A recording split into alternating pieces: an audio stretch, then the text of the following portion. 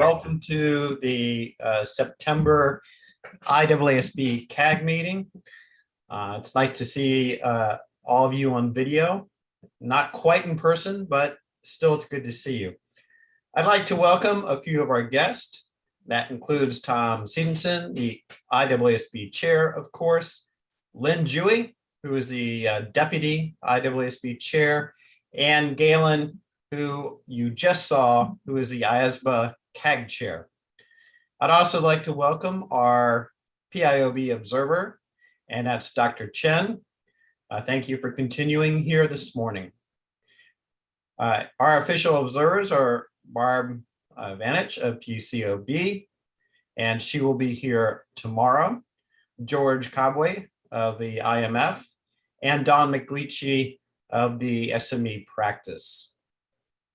We have a couple of new CAG representatives, and that is Mr. Akikoto Ishiwata of the Japan Financial Services Agency, who is replacing Takashi Hawari as the representative of IASCO.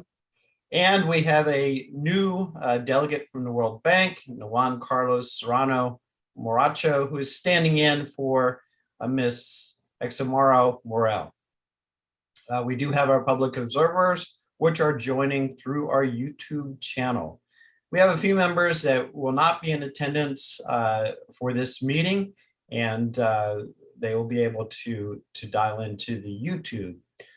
I wanted to also just reflect, because we have a couple of farewells, and one is Takashi Hira, who has represented IASCO since September 2018. So he's made some very significant contributions to the CAG discussion, and we wish him well in his new role. And I'd also like to say thanks to Lars Schiffman, who's represented FEI since September of 2019. Before we start, I wanted to have a approval of the board minutes, and I also wanted to highlight agenda item A1 and to see if we have any comments or discussions on the board minutes. Otherwise, we will go to approval. Any comments? I don't think so. So I think we're ready to go. And I think everyone is pretty familiar with the Zoom protocol. To raise your hand, you will need to go to the reaction function within Zoom. And then once you have been called upon, please then lower your hand unless you have a further comment. Also, just to remind everyone to remain on mute when you are not speaking. And with that, we're going to jump in. I'll also want to remind you there is an EER report back, and that is available in your materials as well. I would like to jump into group audits. Group audits should be very familiar because we've seemingly have talked about this a number of times. And really, this is our last chance to provide our input, because the hope is that the ISA 600 group audits will be approved. So really, we look forward to any final comments you have as we move on. So with that, Lynn Dewey, you've been with us on this for a while, and we'd be very happy to get an update where we stand and our last chance for comments. Lynn, I'm going to turn it over to you. Thank you, Jim. Thank you. Like what you said, we've been here before, and I was checking my calendar. This is my 10th CAG session, begun 5 years ago. Of course, the last 4 sessions, including this one, is done virtually. So I'm not sure what we're going to do. I'm going to miss CAG very much, even though I'll be still on the board. But we're not going to be talking about 600, hopefully after this meeting. But I want to thank all the CAG members, the new and the old, those people who have been with us throughout the whole journey. I really appreciate your input. This project started back in 2015, and we're all looking forward to the conclusion of this project. And as you know, that Back in 2015, this project was part of the quality management revision, and because of various timetable and other operating reasons, and also we need time to get ISQN1 and ISO 220 and ISO 15 out the door to build on those requirement principles in those standards. So we took a pause, but now we are in the final stretch, and hopefully to hear from you before we get to the board meeting next week, and also the meeting in December for approval. Next slide, please. So since we met in March, and I want to just rehash what we've done, at least for the March meeting. When we spoke to you back in March, we actually present to you a number of key changes based on what we heard from the exposure period. And in the March meeting, we presented to you a number of key areas, and thank you very much for your input, directions, and a lot of what you have provided us. We also spoke to our board in the March meeting. So from March to June, we actually turned around, incorporate those changes, and in the June meeting, we actually had a first draft for the full read with our board. In the process, since the March CAG meeting, we had a session with key monitoring group members, IOSCO, IFIA. We also had a session with the PIOB and the IFA SMPE committees. And the staff also had a chance to give an update to the PCOB staff. And also a number of works have been done in terms of coordination with other boards and committees, such as the IAASB. There's a specific independence task force being set up at the IAASB board level, and the work has been very well in terms of coordination. I think IAASB has been very responsive in terms of our work in working with us to find the solutions. So I just want to make sure that it's on public record that all the amount of work that IAASB has put in to support us. Additionally, less complex entity, which you know about, that ED, there was a specific question in that ED addressing group audit, and so it's a good that we've been coordinating with other task force, and as you know, that a number of other working groups at the IAASB also help us on technology, professional skeptics, and the CUPS project. So overall, a lot of work has been done since March. Next slide, please. You probably have seen this heat map a few times already, and this is based on the comments we received during the exposure period. As you can see, what we have proposed in the green area, we got a lot of support, and in the yellow area, we did receive some support, but also there was some concern in certain areas. And the red one, the risk-based approach, that's a key area which we presented to you with our idea back in March, a risk-based approach, the overall audit strategy that has been incorporated since the March meeting. So for this section, I'm going to be very much focusing on what we have done since the March CAG meeting, and hopefully getting your feedback. Next slide, please. So in terms of the risk-based approach, that's the red box you saw earlier in the previous slides. So we work on a number of areas. We work on the structure and focus on the iterative nature of conducting a group audit. The number of paragraphs, we made changes to align with the ISO 15, the risk-based standards. As you all know, that standard is not effective yet. That standard is going to be effective at December 15th this year. But it's very important that we build the risk-based approach in the group audit standards. Additionally, many of you has told us the emphasis on the importance of the role that component auditor plays in all phases of audit. I think Hilda might be one of them in the March meeting made that point, and I think Paul Thompson also made that point. So based on those comments, we made some changes in the application material to emphasize the importance of component auditor in the overall work of the group audit. Next slide, please. So from my perspective, because this is the last time around, I really want to hear from you. And I take it that you have read all the agenda paper that was provided to you ahead of this meeting.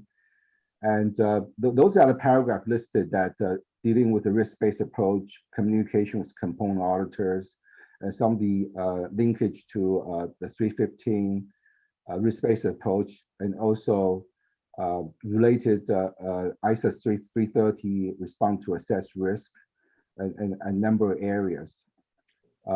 So with that, maybe Jen, I'll turn it over to you to seek CAG members' comments. All right, we're ready for some comments. I'll open it up to see who has some comments on 600. Kristen, you're first in line. Go ahead. Thank you, Chairman. So first of all, thank you very much to the changes that have been made. We are very much in favor of these changes, especially with reference to paragraph 3C and also to the changes in the application material, such as A8 AA and A17A. So that is really, really helpful. And Len, thank you for going this way and reflecting the comments we have made. Thank you. That's a good start, Len, for you. Yeah, thank you very much for that support. We did spend a lot of time in those paragraphs, and I'm glad that we get positive feedback at this meeting. Any other comments? Len, I don't see any on my screen, so I would go ahead. Okay, Michelle, next slide, please. I think one of the key area has been documentation throughout the project. That has been probably the top 1 or 2 public interest comments we heard. As you all know, that ISO 600 is a special consideration standards. It brings all the key concept principle from other ISOs. And for this section, what we're building on is the ISO 230, the documentation standards. And what we have done, what we have changes is based on a lot of good input from regulators, as well as some of the PIOB comments we heard in terms of what consider special consideration, and also specifically the group audit to document what they have done. The action, demonstrate that action is taken, for example, direction supervision review of the component auditors, involvement throughout the audit, as well as, you have to evaluate the competency and the capability of the component auditors. And lastly, we introduced a number of application material in terms of some of the key elements. You have to understand the group auditors, the enterprise group system of internal control. That's particularly important in a multinational complex type of setting. So with that, I'm not usually not a person to compare. We pretty much triple the size of the documentation standards and application material from the extant standard, because based on some of the inspection finding, based on some of the regulatory input, I think it's very important to highlight some of the things that has to be in the documentation and to address some of the key public interests. So with that, I will ask Michelle to turn over the slide and open for questions, particularly on the documentation section. Thank you, Jim. Lynn, I was reflecting on some of the comments we've previously made as a CAG. And one of the comments was the importance to demonstrating that the lead auditor maintain that role. and control, and maybe documentation will, at least in part, helps support that effort. I do have a couple of points. Christian, are you back on this one? Yes, James, and I would support what you've just said, because Accountancy Europe is in favor of having the group auditor determining the need to review, using professional judgment. So this is really, Len, again, thumbs up, and thank you for changing that. Thank you, Christian. Conchita. Thank you. I concur with the comments stated, and indeed the documentation is important, and consideration of the component auditors, although it may be discussed later. So I will reserve some comments on that later. Thank you. Thank you, Conchita. Hey, Len, it seems like you're getting some favorable comments and appreciation that you've reflected some of our previous comments in this particular area. Yeah, thank you, June. I just want to emphasize that throughout the process, I think Willie and Tom has been very instrumental, helping us, give us our guidance in terms of getting to where we are, particularly in the documentation section. There have been a lot of feedback and comments. I think it's a collective effort, and it's good to have both Tom and Willie involved in the process. So with that, Michelle, turn over one slide, please. Good. So other changes we made, I think that the key one, the risk-based approach documentation we talked about, but other one in terms of scope and applicabilities, the entry point, I think that we heard from the commenters during the ED process. Also, your comments back in March. So we revised a number of paragraphs to clarify the scope and applicabilities, particularly the entry point.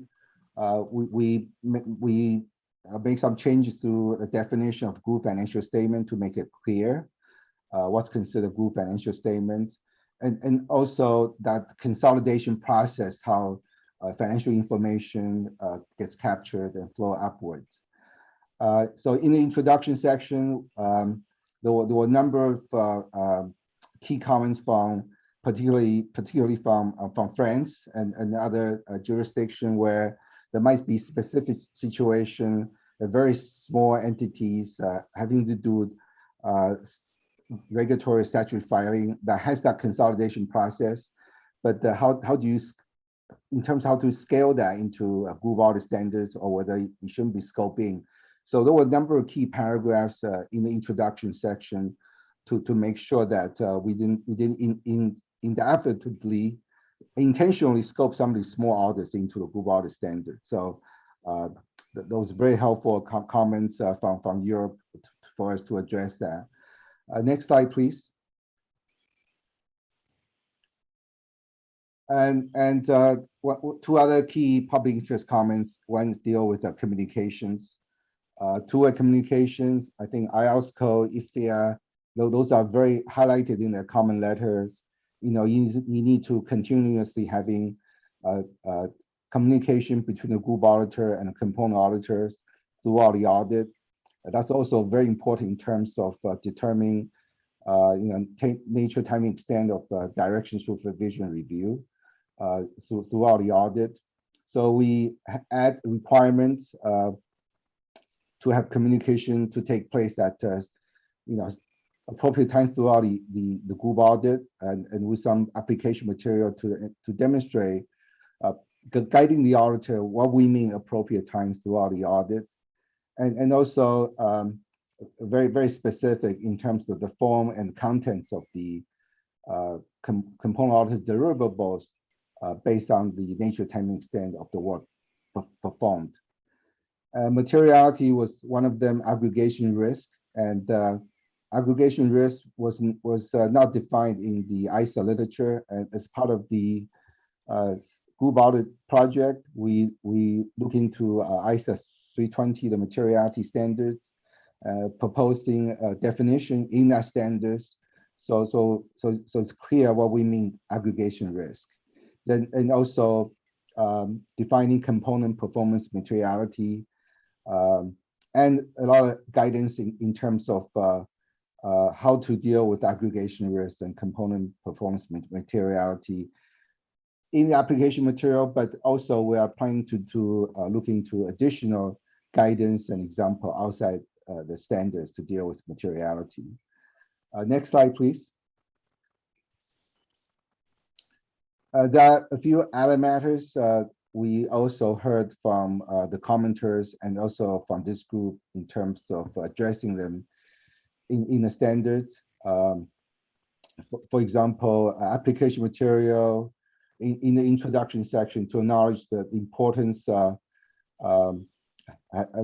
terms of how audits done for special different purposes might be used, for example, statutory audit into the group auditors' work. And also we look at into professional skepticism.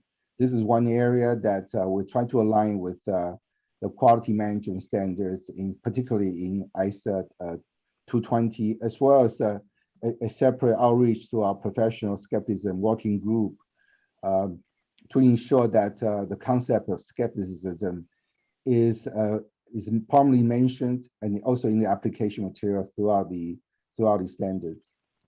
Next slide, please. So with that, Jim, I'll turn it back to you for CAG's comments in those areas.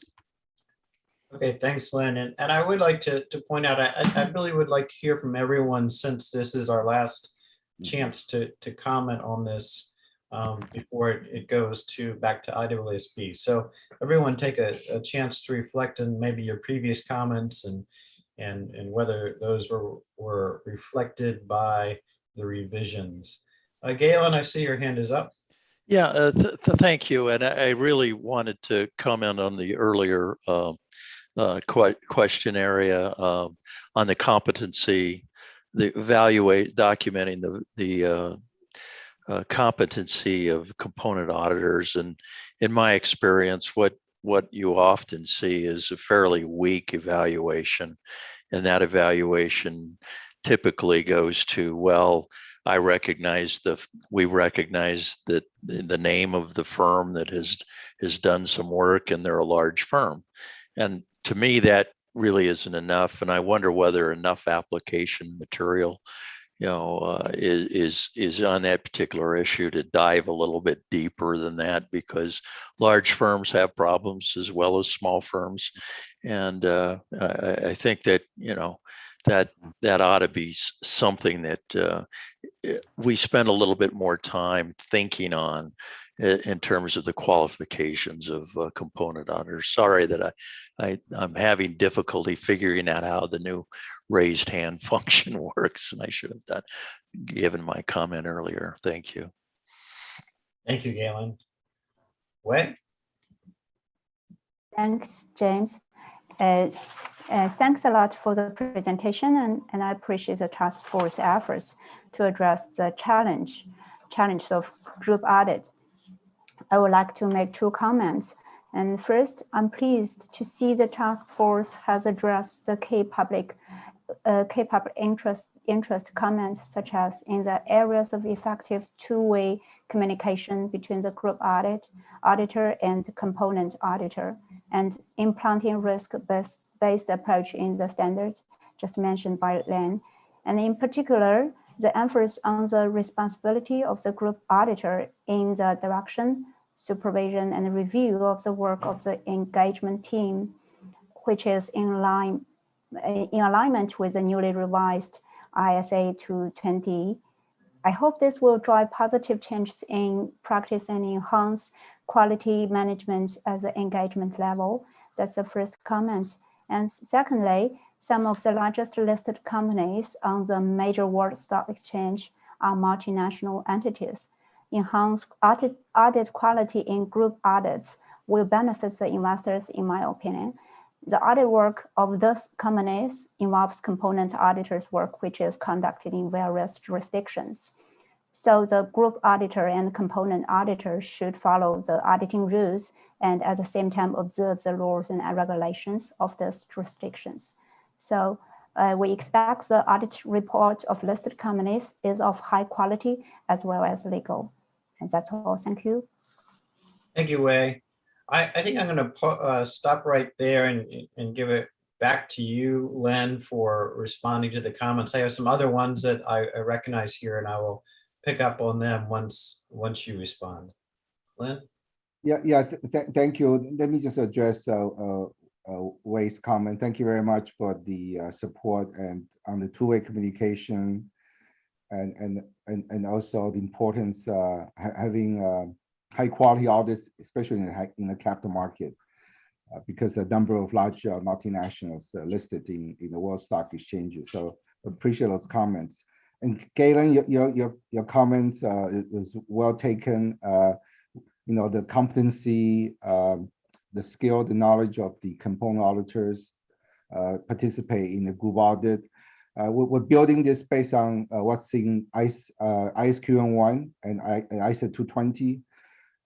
We look at ISQN1, there's engagement resources, and the firm has that responsibility. And then from the engagement perspective, ISA 220, the engagement partner has responsibility to ensure that engaging team members have the right experience, knowledge to perform the audit. So what we have in ISA 600 is extension what's in ISQN1 and also ISA 220, and if that areas that can further align with those two standards, we'll definitely consider that.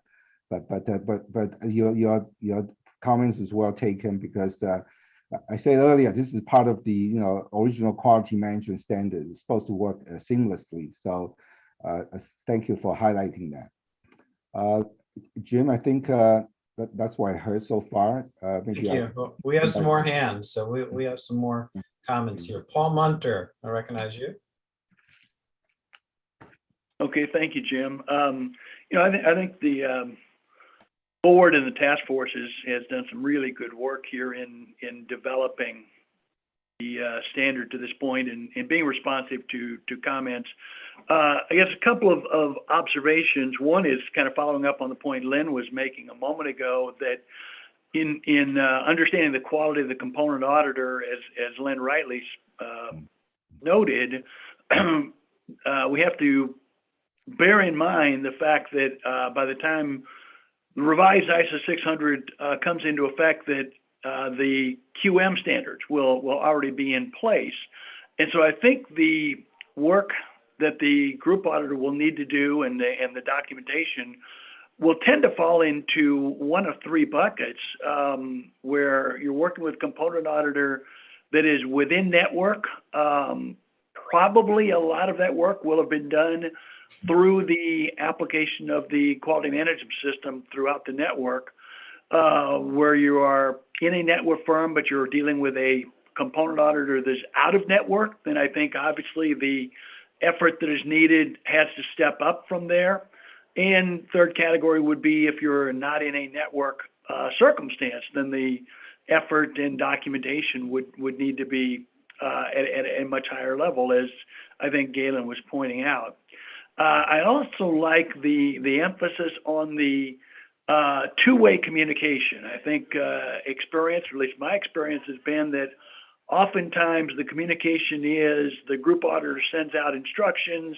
At some point, the group auditor gets back a communication from the component auditor, and that's about the extent of the communication. That two-way communication, regular two-way communication is critical and underscores the fact that the group auditor has the responsibility for leading the engagement, including leading the work of the component teams. And lastly, I think the improvements to documentation is extremely important, because, again, the group auditors' work papers have to provide support for the opinion that will be rendered with respect to the group's financial statements. Thank you. Thank you, Paul. Daniel.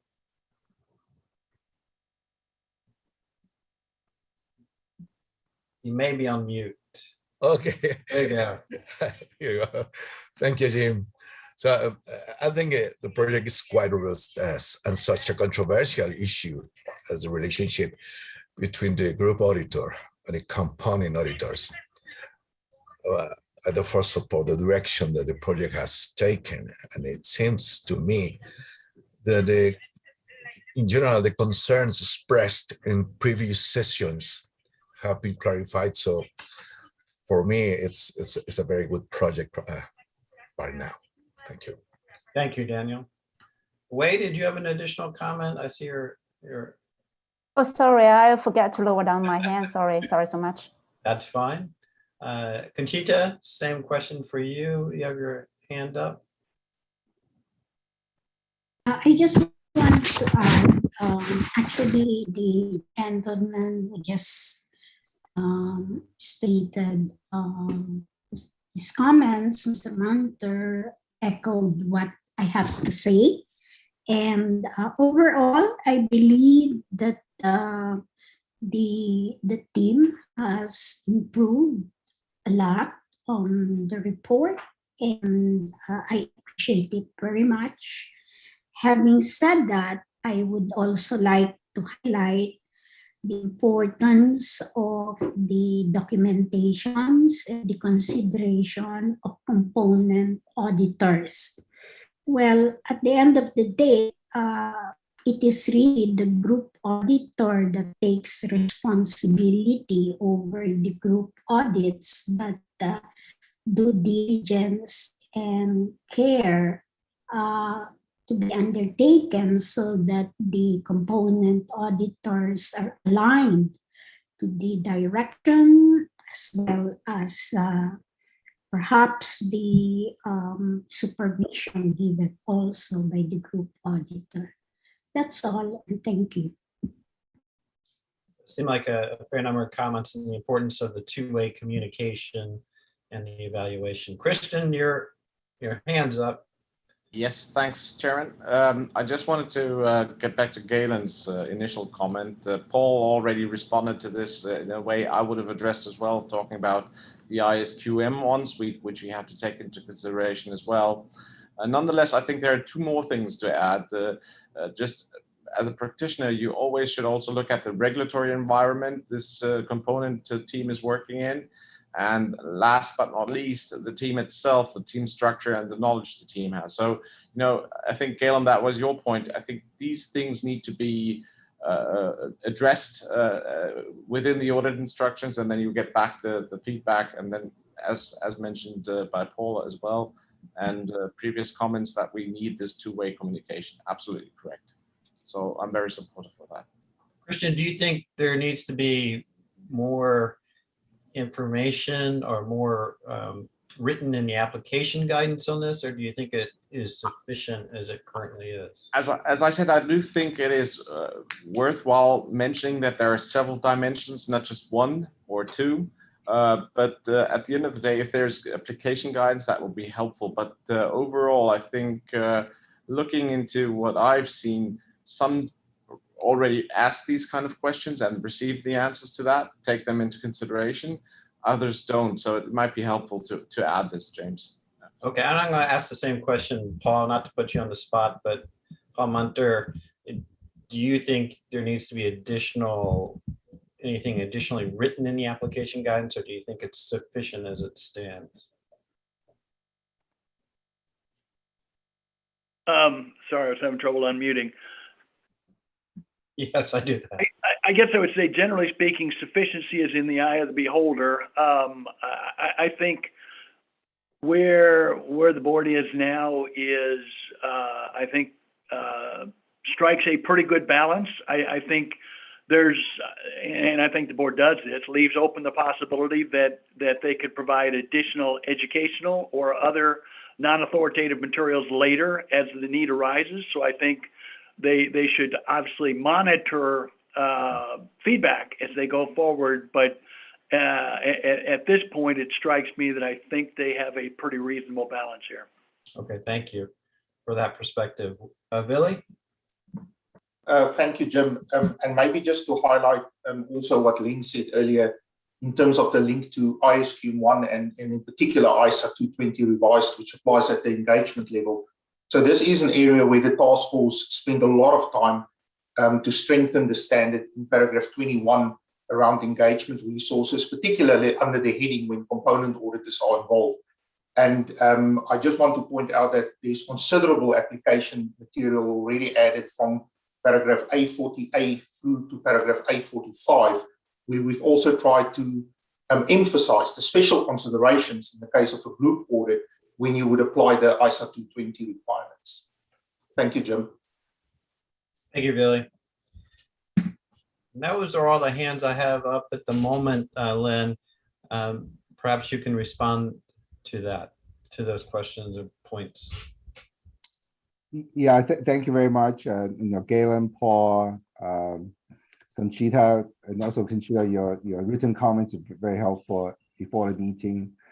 And we try to strike the right balance. As Woody pointed out, we spend a lot of time and with alignment with the ISA 220, and of course after the approval of the standards, we'll make sure that in terms of monitoring the implementation, and also perhaps thinking about how 600 is working with 220 and other QN standards as part of the assessment as well. So thank you for your support. Of course, we'll bring some of the key changes that Woody talked about in those paragraphs he referenced to our board next week. So we'll take their comments as well. So and hopefully by December we'll have something that people will like in terms of addressing some of the comments that's been raised so far. Jim, so should I continue? Yes, I just have one, before you do, I just have one point, and that is you referred to this as a specialized standard, and I know that's been discussed quite a bit at the IAASB level, but maybe you can share to all the CAG members what that the context of it, or a little bit of the background and what that means. Okay, so so in principle, when you do a group audit, the entire body of ISA literature would apply. For example, I mentioned ISA 230 dealing with the documentation. You look at engagement, quality management, ISA 220. Of course, the ISQN one, the key component, I think Paul and Galen talked about network quality management. And also, not to forget, the risk-based approach is very much based on what we have done in ISA 15. So those are some of the key foundational standards. Then you bring other standards in, for example, materiality, I talked about, aggregation risk, that concept. Then the special consideration, for example, in a group audit setting, a fraud, a going concern, communication with those in charge of governance. So all the principal and key requirements are in other ISAs. So when you do a group audit, you don't just go straight to ISA 600. You have to make sure you understand all the key foundational standards, as well as all other auditing standards in the body of ISAs. 600 is a place to take you and provide guidance on specific practical issues, and a number of other issues when you apply ISAs in a group audit type of environment. So that's all we mean is a special consideration standards. In practice, I think one of the key comments we heard leading up to the project proposal is in practice, people just go straight to 600 without have a full knowledge of other ISAs. So this is something that we try to emphasize in the introduction section. We even in our drafting, if you look at some of the requirements, we use the language in applying certain paragraphs, certain requirement in 220, 315, 330. Then the group auditor or the group engagement team, they have to perform requirement based on the requirements in those other standards I referenced. So in a nutshell is 600 is not a separate standard. It's a separate standard in the body of literature, but it's built on all the entire body of ISAs. So I'm not sure that helped the CAG member at least to understand what we mean special consideration standards. I appreciate it. Thank you for adding that clarification. And now I think I don't have any hands up, so Lynn, feel free to move forward. Oh, Billy, take that back. Billy, go ahead. Sorry, Jim. I just wanted to add to what Lynn said. And I agree fully with everything that Lynn said, and also in terms of why we refer to this as a special consideration standard.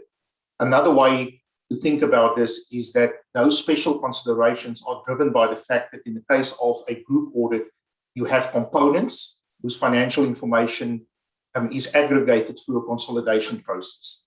And that leads to questions that you need to address around what audit work needs to be performed at those components and what the resources are that are required to perform that work. And that actually comes out very nicely and very strongly in one of the enhancements that we've done post-ED by adding in paragraph 17A around the overall group audit strategy and group audit plan. Thank you, Jim. Thank you, Billy. Okay, Lynn, I think we're clear to move forward. Okay, Michelle, next slide, please.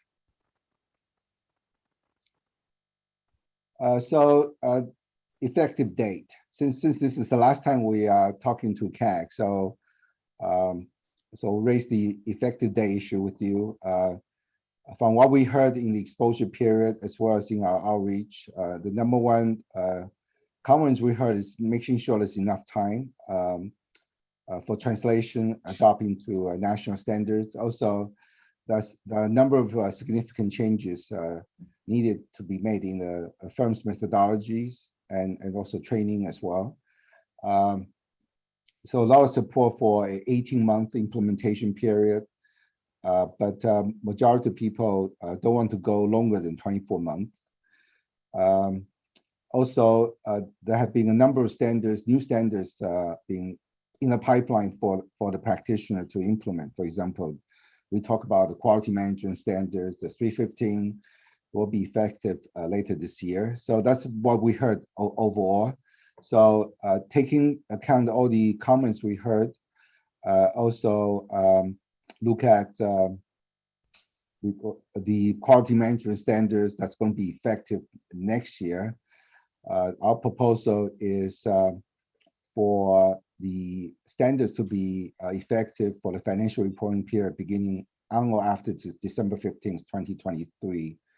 So basically, it's for the 2024 calendar year audits. So this will provide appropriate time for implementation, and also you factor into the board will approve the standards in December, and PIOB will go through a process. So likely PIOB approval will be around the first quarter of 2022. So we're looking at a 21-month implementation period. Next slide, please.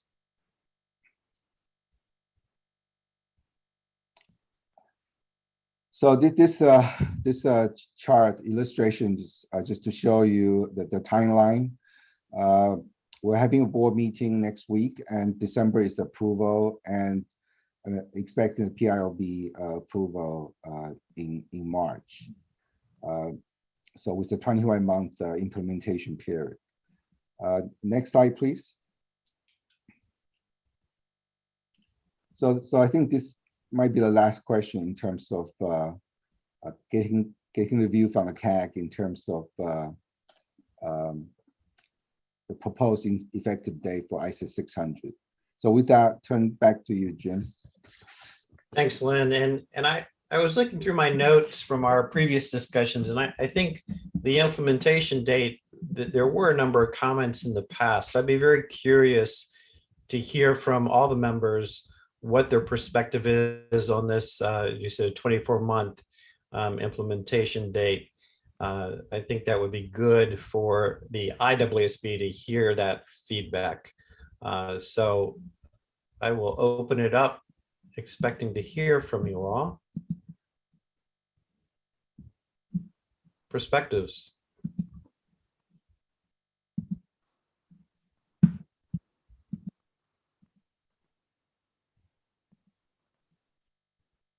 Paul? Yeah, I mean, it seems like it's an awful long way up. I understand with the updated work plan, et cetera. My assumption is that this is as realistic as they can get without pushing back other priorities. So with that in mind, I support it. Thanks, Paul. And perhaps Len, yeah, I know this isn't exactly your area, but you do reference the QM standards, and can you talk about the interaction there, or about the QMs coming through, or maybe Billy would want to do that, and how that may affect this date as well? Yeah, maybe I'll start. I think Willie probably have, in terms of staff's work plan, how to align this with QM standards. I think from a 600 perspective, one of the key standards that we mentioned, also Willie mentioned, was 220. And during the exposure period, also through outreach, practitioners were asking questions how 600 work with 220, if 220 and 600 are having a different effective date. So at least internally, the staff and I have to look at it, and we feel that at least the new revised ISO 220 will continue to work with the extant 600. But in terms of there might be some guidance needed in terms of bridging that time difference. So the staff on the 220 task force and 600 task force, as well as the task force chair, at least after the December meeting, once the standards approved, we'll look into whether a bridging document is needed, at least to try to align with the engagement quality management standard with ISO 600. So that's the discussion we have so far in terms of the two standards that most interlinked, the 220 and 600. Maybe this is probably a good time for Woody to come in and talk about what the other staff thinking about the QN standard and 600 in terms of the alignments. I think that might be helpful. I do have a couple of hands up, but I think that might be helpful, Willie. Really not to put you on the spot, but go ahead. No, that's fine. Thank you, Jim, and Len has provided a good introduction to that. I think this issue also came up when we were approving the QM standards, whether ISO 220 revised will be able to be applied together with Extant 600 if the effective dates are different. I think the first thing to note is that this is not an unusual circumstance. I mean, we revise standards all the time, and you always have a situation where new standards or revised standards have to work with Extant standards. I appreciate that in this case, it's probably a little bit pronounced because of the significant changes to ISO 220, but as Len has indicated, that was something that the ISO 220 task force kept an eye on while they were finalizing ISO 220 last year. So we've had initial discussions at the staff level between the project teams for the 600 team project and for the 220 project in terms of if there was a need for some type of, as Len referred to it, bridging material, what that would be like. We do think that if there is that need, it will really be very high level, just to indicate how what the principles are that will apply. And also keeping in mind that we're really talking about a bridging period here of just 1 year. So, it would be counterproductive to invest a lot of time and effort into comprehensive guidance that has a very short shelf life. And that's why if we undertake something in this area, it will be high level, just to give users the comfort that the link is there and 220 revised is capable of being applied together with Extant 600. Thank you, Jim. Thanks, Willie. Paul Munter.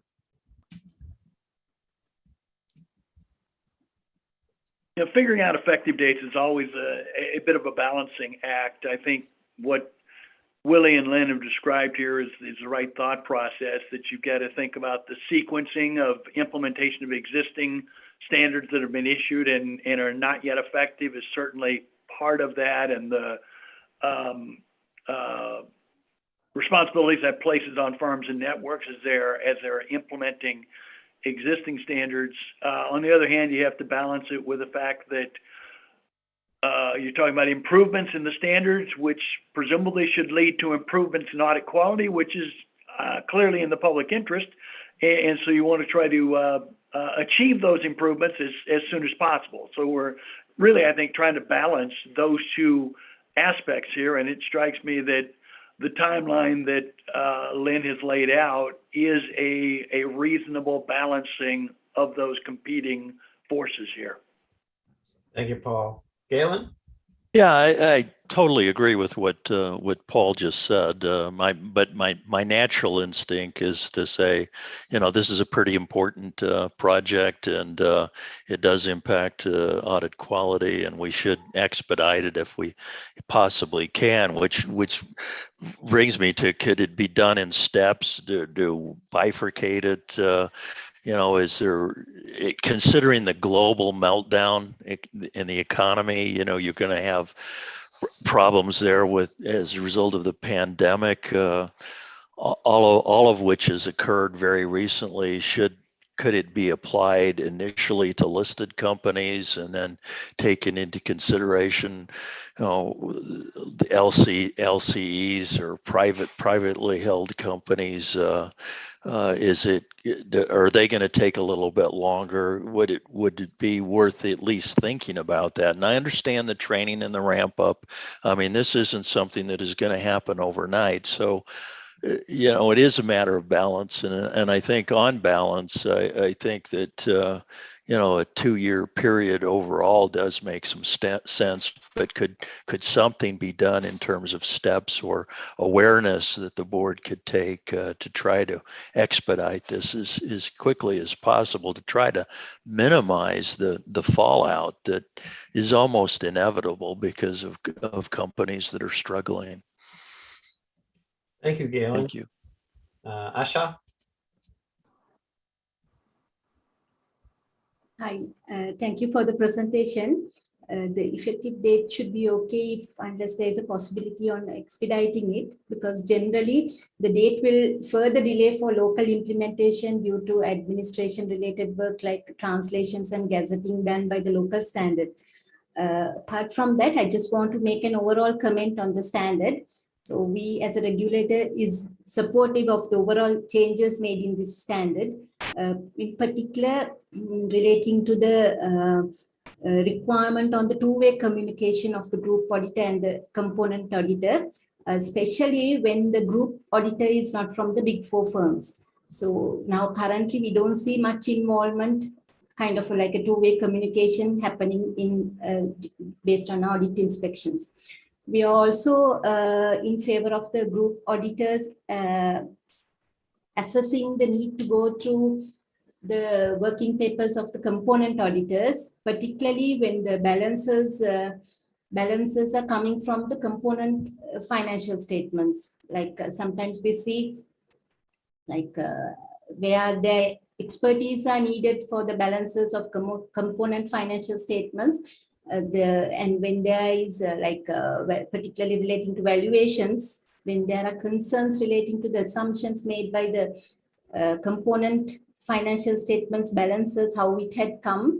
So we don't see that kind of extent of checking, going through the working papers to see whether it's whether the balances are okay or not. So overall, I think the group audit project is actually is commendable. Thank you. Thank you, Asha. Don McCleachy, with respect to SMEs, I know you were relatively vocal in previous meetings on this, based on where the standard is and based on the effective date. Does that align with the SME constituency? And I also will ask the same question to Christian. I know you've commented several times today, but from the timing perspective, does that work? And as well as Natasha, I believe you had some comments on timing in the past as well. So if any of you have any further perspectives, let me know. Paul, your hand's up. I'm not sure if you have an additional comment or if it's a lingering hand.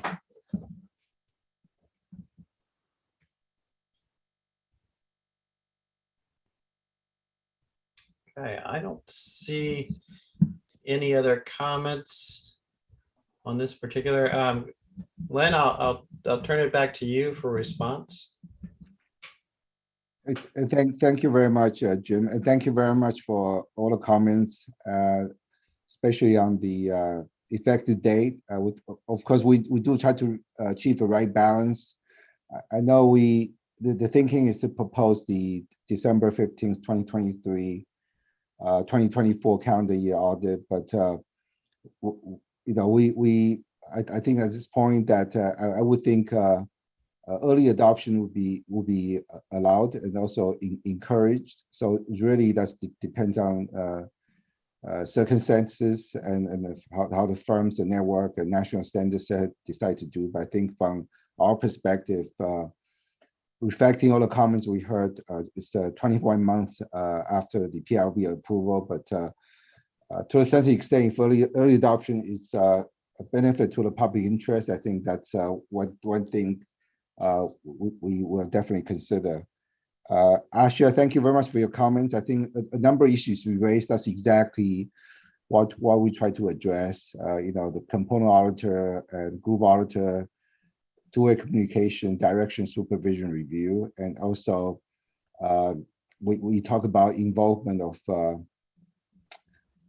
expert. I think that's what you said at the component level. There's certain paragraphs in 600 deal with that issue, looking at, you know, a component auditor may have to engage outside expert, provide assistance. So a part of the competency evaluation of the engagement team. So thank you for those comments. And but again, I think we really appreciate all the helpful response comments so far. And as I said, it's been 5 years, and appreciate you followed this journey with us. I think Willie has his hand up, so Willie, you might want to come in. It does. Before Willie speaks, so I think rumor has it, Don, you had the applause emoji. I wasn't sure if you wanted the applause one, which would be great, or the comment one, which would be great as well. But Don, I'm gonna put you on the spot here. Sorry about that. No, I was just going to jump in to say the feedback I had before the meeting from the S&P AG was that they had support for the ED and how they were moving forward, and they felt that they had been really responsive to all the comments that we had provided. So our thanks for that. Thank you, Don. And Christian, your hand went up for a moment, and so I just want to see if you had a further comment, or maybe you had the applause emoji as well. No. Just because you put me on the spot, I think we do have 1 year of difference, and I did make the comments on the ISQ1 suite, including ISA 220. I think there will be a implementation phase anyhow. So overall, I think we can all live with what is now proposed. Thank you. Greg Ruthman, from a public sector perspective, any additional comments from you on that? Well, I'll let you think about that. I will go back to Willie. Thank you, Jim. I just wanted to also reflect on Galen's comment, which is well taken. I think, you know, when it comes to effective date, this is always a very difficult puzzle to fit. And there's always the temptation to say, let's implement this early, or I think Galen made mention of a staged approach. Our past experience has shown that the stage approach doesn't really work very well.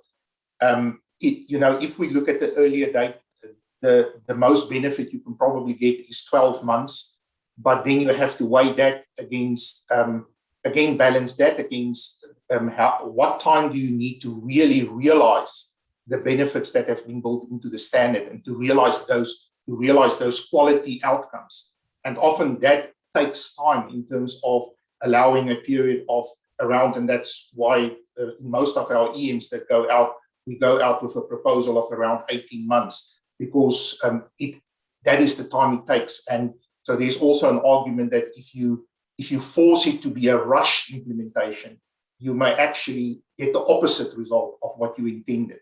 But I also appreciate, like I said, I fully appreciate the view. It's always a difficult puzzle to fit, but I also appreciate all the comments that on balance, it seems as if we got that balance right. Thank you, Jim.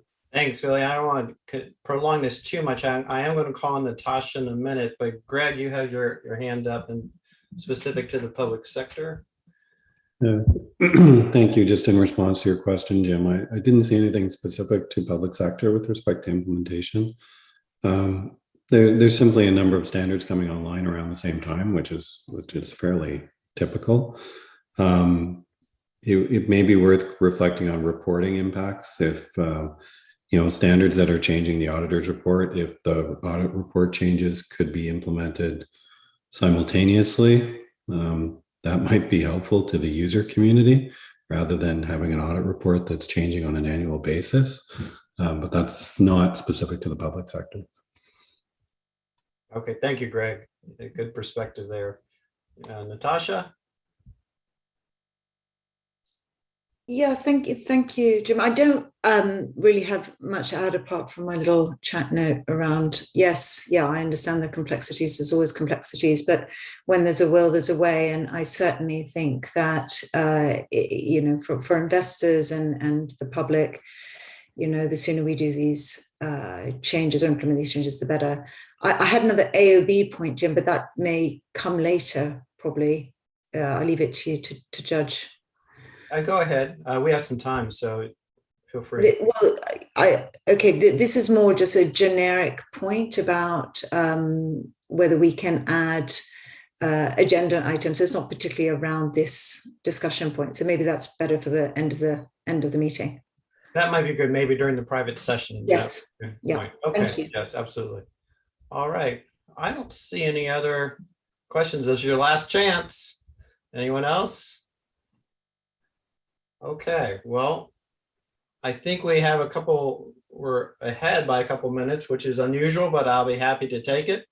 And we will have a break. I'm going to stick to the times because, of course, we're also on YouTube. And we will reconvene at 10:25. And we're going to talk about the work plan. And we did have a lot of discussion on the work plan and the importance of the CAG providing their input early on in terms of the items that are going through the work plan, and there is the priority framework, and there's a lot going on that area. So I think we're going to have a lot of good discussion for that. So I will see everyone back at that's 10:25 Eastern Standard. Thanks, everyone.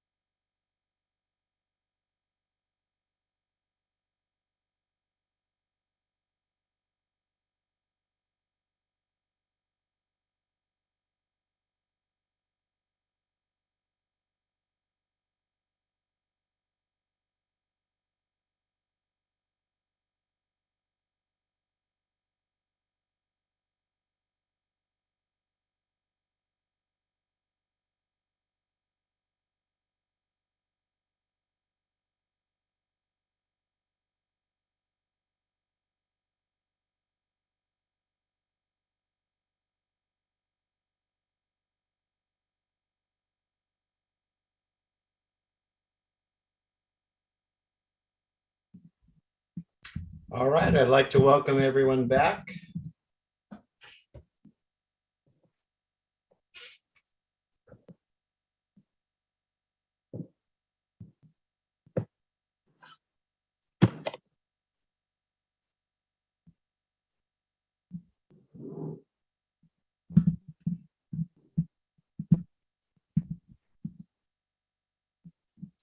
There's everyone.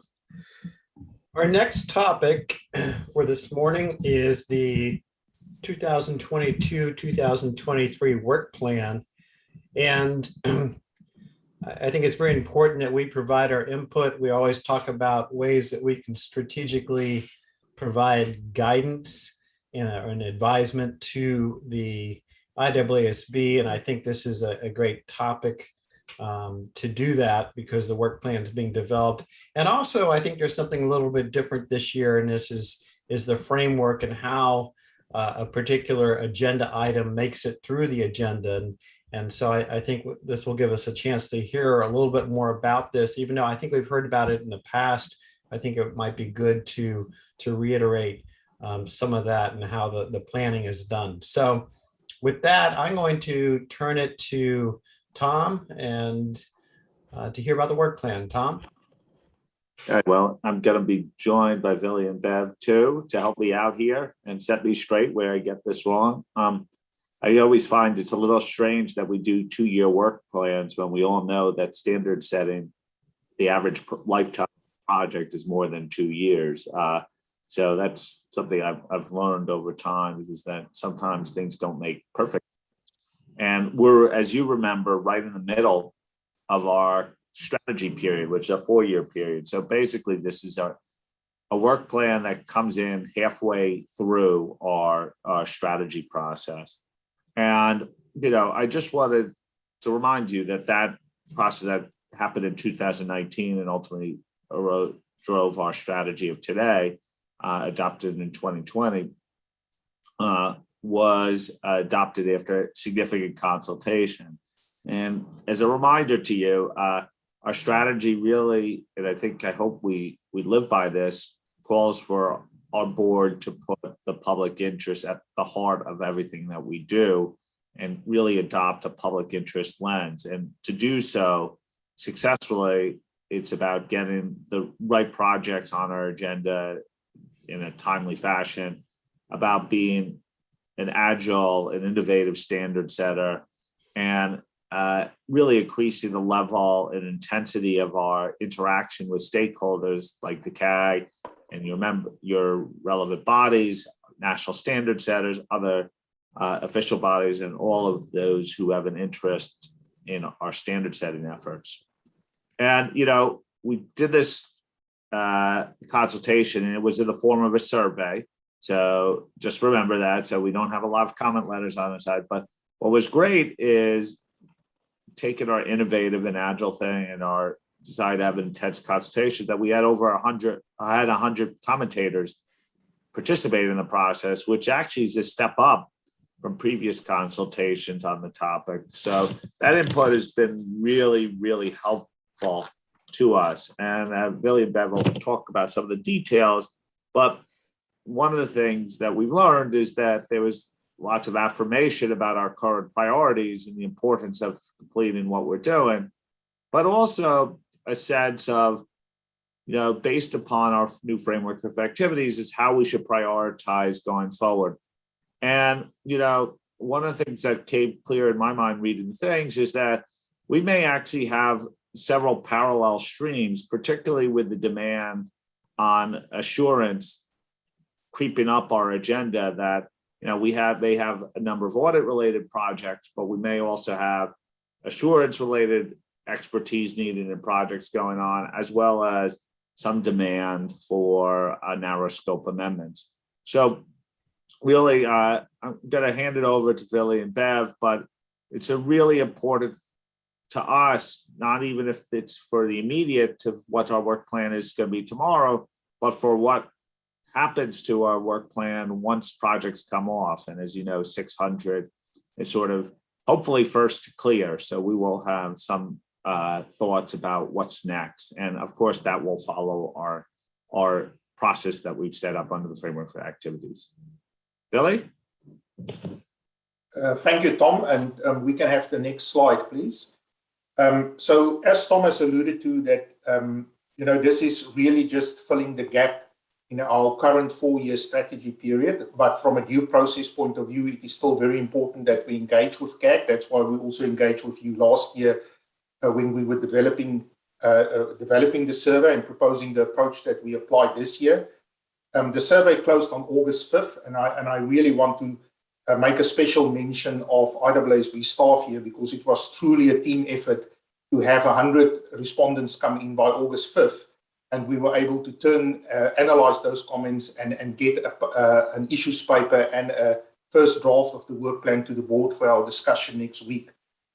From a strategy point of view, and this is really just what the first slide refers to and that Thomas alluded to, is we are comfortable when we went out on the survey that our strategic objectives as they are reflected in our current strategy remain relevant, and that we can continue to use these to drive our efforts in terms of the work plan. What you will see is that how the work plan has been developed based on the results that we've received from the survey is really in 3 main areas. So we focus on the completion of the projects that would be ongoing at the beginning of 2022, at the beginning of this work plan period. Then there's also a focus on a number of our ongoing work streams. And then lastly, there's a focus on the pool of possible topics that may become the IAASB's next project or projects as capacity opens up and as staff resources and board resources allow. So in the survey, we presented our stakeholders with 8 candidate topics that we thought based on and Dave will talk a little bit more about our framework for activities, just to remind everybody.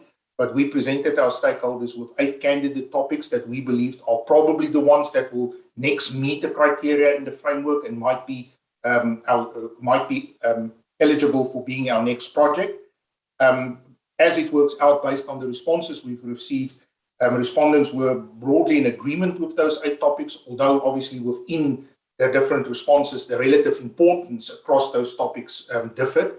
But respondents also suggested a few additional topics, and we've recognized that by also expanding that list of initial 8 topics that we had in the draft work plan that was shared with you. So what we propose to do today, before we get CAG members' input on the proposed work plan, is that I'm going to hand over to Jasper, that will talk about the survey results and the responses that we've received and how we process those responses. And then Bev will do a little bit of a deeper dive on the actual work plan and also give some background regarding the framework for activities. So Jasper, I'll turn to you. Thank you, Willy. And Michelle, can you go to the next slide? So as Tom mentioned, we received over 100 responses from stakeholders all across the world. So that's we're very happy with that. I think this was a record number of responses for strategy and work plan consultation. So a few interesting things that I would like to highlight on the responses. But relatively, there were a lot of individuals where we got input from. Normally on a consultation, we get like a few individuals who respond, and now we had over 30. The other thing is that there were relatively a lot of small and medium-sized practitioners that responded. So out of the 23 accounting firms that responded, 16 were small practitioners. And lastly, there was only one monitoring group member who responded, IASCO. Normally you have more monitoring group members who respond, but of course, some of the monitoring group members are also on the CAG, so they're able to respond to our work plan through here. So Michelle, can you go to the next slide? I'll tell you a little bit more about the development of the survey results. So as noted on the slide, this was not a number counting exercise. So we looked at the responses from different angles and to see which stakeholders groups said what. For some of the questions, we received a consistent response. So for example, we had a question about whether we should continue with our current projects. And there was across all stakeholder groups There was broad support for doing that. However, for some other questions, looking at the responses from different angles did provide some interesting insights. So for example, on question 5, as Willie alluded to as well, like the respondents were asked to rank 8 possible topics. Individuals generally ranked analytical procedures and audit sampling higher than assurance on climate risk disclosures. While if we looked at the organizations that represent a significant number of constituents, like they generally ranked climate risk disclosures higher than analytical procedures and audit sampling. So there were some interesting thoughts and views we got through that. Then in the development of the survey results, we also noted that some themes came up in several questions. So in analyzing the comments, we grouped those responses to these themes under one question. So you'll see that in the agenda item where we summarize it, we all grouped those together. So for example, all comments related to audit evidence and the ISA 500 series more broadly, we grouped those together under the question related to the current work plan, as we have our project on audit evidence. This is what we did for several topics that came up, also climate risk disclosures or climate matters about climate more broadly and non-financial information more broadly. We all grouped those together. Then lastly, as Willie also mentions, it was a true team effort. I'm very proud of how we all got this together in such a short time for you and the board to discuss. And Beth, can I hand it over to you for a high-level overview of Respondus' comments? Thank you. Michelle, next slide. So I think what we heard in the work plan, and which is represented in the draft work plan, which I'll discuss in a little bit more detail, really is that there was, and as Jasper alluded to, there was strong support for completing what we started. So at this CAG meeting, both today and tomorrow, we're talking about various of these topics. There wasn't very many people that said, don't finish what you've started. And I will talk a little bit more about sort of us leaving open room if we do need to pivot or we need to make changes as we go along when we discuss the work plan. And as Willie again had also spoken about, is that we had provided sort of 8 of the topics that in our minds had sort of bubbled up a little bit. We hear a little bit more about it on outreach, we hear from in meetings, and we provided the 8 topics. And again, we asked people to rank those topics. And those topics across the board, they came across, the results of that was broadly that ISA 330 should really be the next topic that comes for various reasons. And reasons were provided, not everybody provided reasons, but a lot of it was around the revision of ISA 315 and the interaction of 330 with ISA 315, but also to be consistent with what's happening on the Audit Evidence project. So again, there's a number of projects either completed or that are sort of being revised at the moment that will impact ISA 330. So that sort of rose to the top. The next couple was sort of various people had them as preferences, but we need to look at it, and I'll talk about our framework and how we will select the next topic in a minute. But assurance on climate change disclosures, analytical procedures, audit sampling. So various stakeholder groups and no sort of common theme as to which stakeholder group, but those would be sort of the next ones that are sort of bubbling up. There were a couple of additional ones that we didn't have on our original list.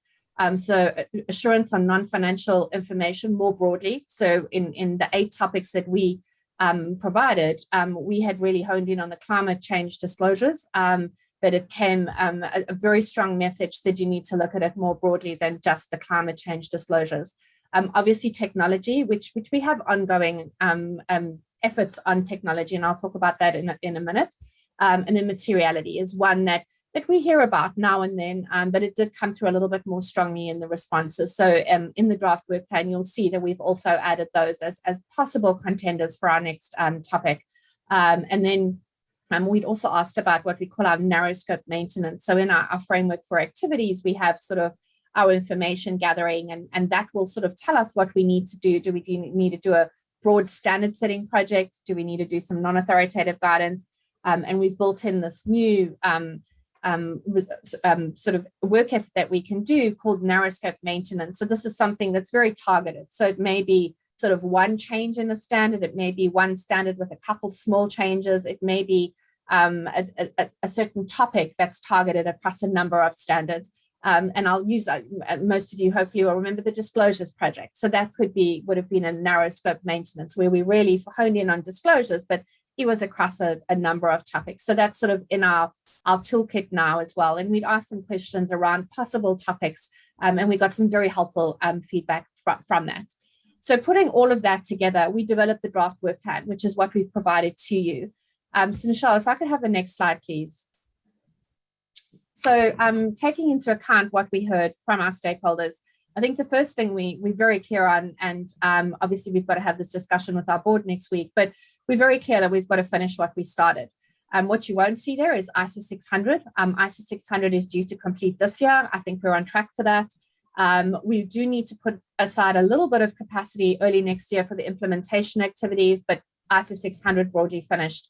But then we have all of the other topics. Some we've already discussed today, some we'll be discussing tomorrow. So that's fraud, going concern, and completing the LCE standard, although there were mixed views on the LCE standard, but very balanced. The regulators in particular, a lot of them don't service that community. So they thought that our resources were better placed elsewhere, but that was very much balanced by a large number of other stakeholders that we also represent that have urged us and encouraged us to complete the LCE standard. Audit Evidence, we also have the PI project, which you discussed this morning. Obviously, that's going to take some resource. And then towards the beginning of next year, we're going to complete what we call our CUSP project. So that's on the complexity, understandability, scalability, and proportionality. So those are the big, broad sort of topics that we need to complete in 2022 and 2023. As you can imagine, some of those are big, substantial projects. For example, fraud, and we'll talk a little bit about that tomorrow. It's going to be a big project. So although ISO 600 is completing, there's some big projects sort of already lined up to come in and take capacity. So the reality of it, and when we do our planning, and again, we've done our planning and we do it on a detailed quarterly basis. We've done it on an in-person basis at this point in time. That may change. We may have changes coming through from COVID and the ability to travel. So we may need to carry on going virtual, in which case some of the timelines may push out. We may have changes coming from the monitoring group changes that will be coming through in the next sort of 2 to 3 years. That may result in more capacity, it may result in less capacity. At this point, we haven't adjusted for those monitoring group changes.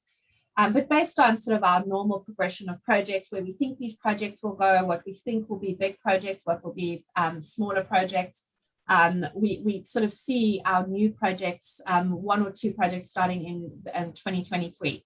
So next year, largely full with some of these ones that I've just spoken about. And then in 2023, as those complete, we'll be opening up. Remembering that staff and working groups start to work on these topics a lot earlier than we start to bring them to the CAG or into plenary sessions at the board. So it usually has sort of an 8 to 10 month lead time. So towards the end of next year, we'll be thinking about what our next project will be. And that's coming on to that and thinking about what our next project will be. And it'll be selected from the ones that we've got in table B within the draft work plan. That's the sort of list of the ones that what we call have sort of bubbled up. So we're hearing more about them, that they're a lot more visible in the environment. Those are the ones we really need to think about. So when we put together our strategy for 2020 to 2023, we developed, and some of you may or may not remember, but what we call our framework for activity. So this just puts some structure around our processes and our procedures, and to give transparency as to what we do and why we do things. And in particular around the selection of new topics for projects. And one of the components within that framework for activities is what we call the information gathering and research activities component. So that component is really to identify emerging areas that require focus, which is what we're doing now. It determines our future work activities. So we do a whole lot of sort of information gathering, so sort of scanning the environment, looking at all the input from projects, from the what we hear on our outreach, etc. And we use that information to scope our projects. And we've got various categories within that component. We have what we call the category A topics. So that's the category, sort of the big part of all the topics that we can possibly have. So if there's something that relates to standard setting, we put it into category A. So we've got this big spreadsheet that we collect all of this information on. And as we hear more and more, we're adding more to the category A topics. We then use those topics to really pull them out, and which is what we did for the survey, to try and work out which topics will then move to what we call category B. So really, to get into category A, you've got to be related to standard setting. We put you in our category A topics. For category B topics, this is really trying to understand a little bit more and evidence whether it's within our remit and there is actually something we need to do there. So trying to work out what we have, can we do standard setting? And we've got some criteria that we'll put the topics through. So those 8 topics that we originally had, and then the extra ones that we've got in table B, they will be put through our criteria, and those criteria will then determine what moves to category B. Category B is where we do much more targeted information gathering, and that's where the fraud and the going concern project would have been last year. So we did a discussion paper, we did some roundtables, really trying to work out what the issues are, and then making sure what we whatever lands in the project scope is actually going to address those issues. And at some point during that process, we moved from category B to category C, where we're actively developing a project proposal. And that's where we start having board plenary discussions. So you can sort of see the ramp up of a topic. But the criteria that we put the topics through, I'll just remind you, is really thinking about whether an action by the IAASB will be in the public interest. Whether the alignment of whatever it is within our remit for standard setting or other focused activities. For example, on fraud, we heard a lot of what could be done. A lot of it's not for us. So we obviously have to scope that out. So we're really trying to focus on the standard setting so that we can target our energy. We have to think about the prevalence of the issue globally. So it may just be in one jurisdiction, which would be nice to help that jurisdiction, but we've got limited capacity and resources. We've got to really focus on issues that are going to have a global impact. Is board action necessary to maintain or enhance the quality of engagements? So we'll think a little bit more about that. And then obviously the urgency of the issue. So in particular, and I'll use non-financial information. There's a lot going on in the environment. And as other jurisdictions start to develop other standards or whatever it is that they're doing, it starts to result in fragmentation, which is not very good. It's not in the public interest. So it's slightly more urgent for us to take action. So weighing all of those up, and we will take those topics that are sitting in table B, we will put them through those criteria, and we'll work out the 1 or 2 topics that will come onto our agenda, sort of in 2023. We will then do much more targeted information gathering activities. So sort of what you saw happening on the fraud and the going concern projects over the last 18 months. So that's how it's really intended to work. That's how we got to those topics. So there's a lot of work that gets done behind the scenes. And then all of that put together is sort of how we've come up with this draft work plan. So this draft work plan, because of the substantial projects we've already got going underway, you won't see a lot of change, in particular in 2022. But we did A, have to do it from a due process standpoint, but B, just have a check-in with our stakeholders to make sure that we are still doing what the stakeholders need. So we've developed the draft work plan, which you've got and which we'll open up for discussion now. You will see in the draft work plan, we sort of explain what our current projects are, what the future topics could be. We explain a little bit about the framework for activities. And then we have an appendix explaining sort of the types of work that's being done in each of these projects. And I think we then also obviously have the resources, and we always need to think about resources and capacity. We always need to think about something urgent could come up, and I'll use COVID as an example. So last year, COVID came in. Who expected that? We had to maneuver ourselves so that we could develop guidance. It was in the public interest for us to put our resources there, and we were able to do that. So we always have the ability to sort of perhaps slow projects down, move our staff around so that we can react to the environment. And then, as I mentioned before, obviously we need to take into account the monitoring group proposals, which may impact this work plan period. We haven't yet built in anything for that. When it happens and when we have some more certainty around how those will sort of be rolled out, then we'll make adjustments as necessary. And obviously, as we make those adjustments, we will come to the CAG. Previously in our work plans, we used to have a detailed sort of work plan by quarter. We have that on our webpage, and we'll continue to have it on our webpage. We haven't included it in the work plan for this year. We've put sort of the next targeted milestones, because I think that's probably the most interesting thing to people. And if they do want to see sort of how we'll get there, you can always go to the website. And the reason for that is because of the nature of what's been happening over the last 18 months. It's been very difficult to have sort of a set work plan. It's changed every couple of months, and you would have seen, we would have sort of, as we've kept in a virtual environment, obviously we have less time with the board, less time with the task forces. So we've had to perhaps extend some of the topics because we don't have that sort of targeted time with them. And we may need to do that again. So we thought it's easier to keep that detailed work plan on the website, where it's more of a living document. We can update it as necessary. And as we do that, obviously we'll let our stakeholders know that there have been updates. So I think with that, Jim, there's probably, is there another slide? Sorry, there's one more slide, just a way forward. So we're going to complete, obviously take any comments from this meeting, from the discussions with the board next week. We will make changes for that, and then we will approve it at the December 2021 meeting. We still obviously then have to take it for PIOB approval, so we'll publish the work plan in probably about March 2022. But I'm very interested in hearing your comments about where we've landed, in particular on the work plan, and some of those future topics that we have in Table B, and sort of how we propose to sort of apply our criteria at the appropriate point to work out what our next topic is. So with that, Jim, I will hand back to you. Thank you. Thank you, Bev. This seems like a little bit of a different approach. I guess it allows you to consider more issues as they're coming through. Any comments on how a topic moves from one silo to the next that you could add for us? How it moves through the process? Oh, sorry, was that me? Yeah. Yeah, so that was the criteria that I spoke about. So really, it was sorry, let me just grab it. So it was the action on the topics in the public interest, the alignment with the board's remits, the prevalence of the issue globally, whether board action is necessary for quality engagements, and the urgency of the issue. So we'll sort of put each of those topics through that filter, and obviously it'll be a judgment as to which one will come out. But we'll have those discussions with our planning committee. We'll have those discussions with the CAG. We'll have it with the board to decide on what the next topic is, so that there'll be transparency around the process.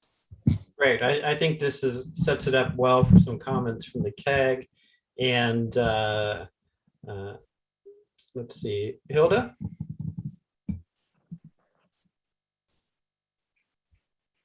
Thank you, Jim. I was not the first to put up my hand, so I just wanted to alert that. That's fine. So many thanks for the presentation. I think you have alluded in various ways to sustainability assurance or assurance on climate change. And I think it's worth to make a few more general observations around this. Many of you, but maybe not all, are aware that in April this year, the European Commission has actually proposed that they will require mandatory assurance on sustainability information. So that's ESG, environmental, social, and governance information in the European Union for all large entities. That's 50,000 companies, or about 75% of the company's revenue throughout the European Union. So this is a massive change from something which is now voluntary. And this is going to start with a mandatory limited assurance on sustainability information. But in, let's say, 3 or 5 years, there will be a review of that. And then there is the firm objective, the end goal is that there is reasonable assurance on sustainability information reporting.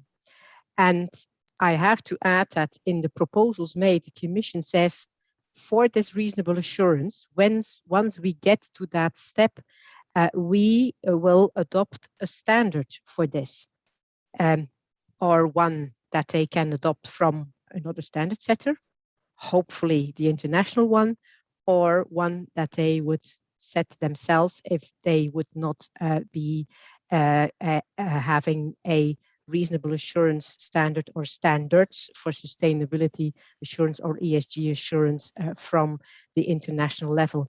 So that is what is going on in Europe. Probably this is the first region where there is going to be mandatory assurance, and in maybe 5 years, reasonable assurance on sustainability information reporting.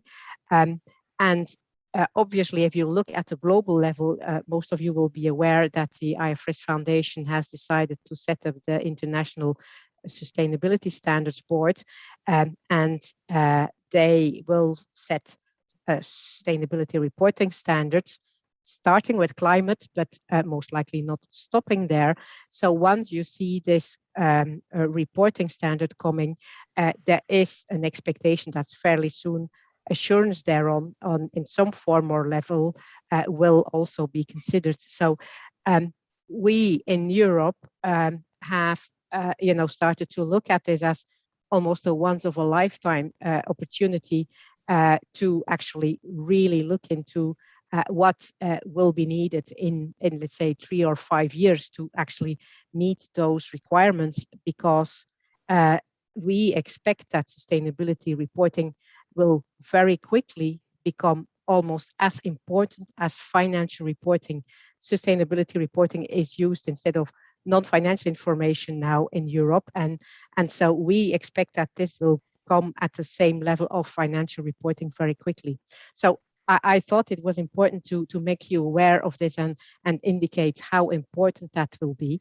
And then looking at the work plan that you have put up and have proposed. So obviously, we would be very supportive that you complete the current projects which are in table A, and then going to table B, which is the new projects.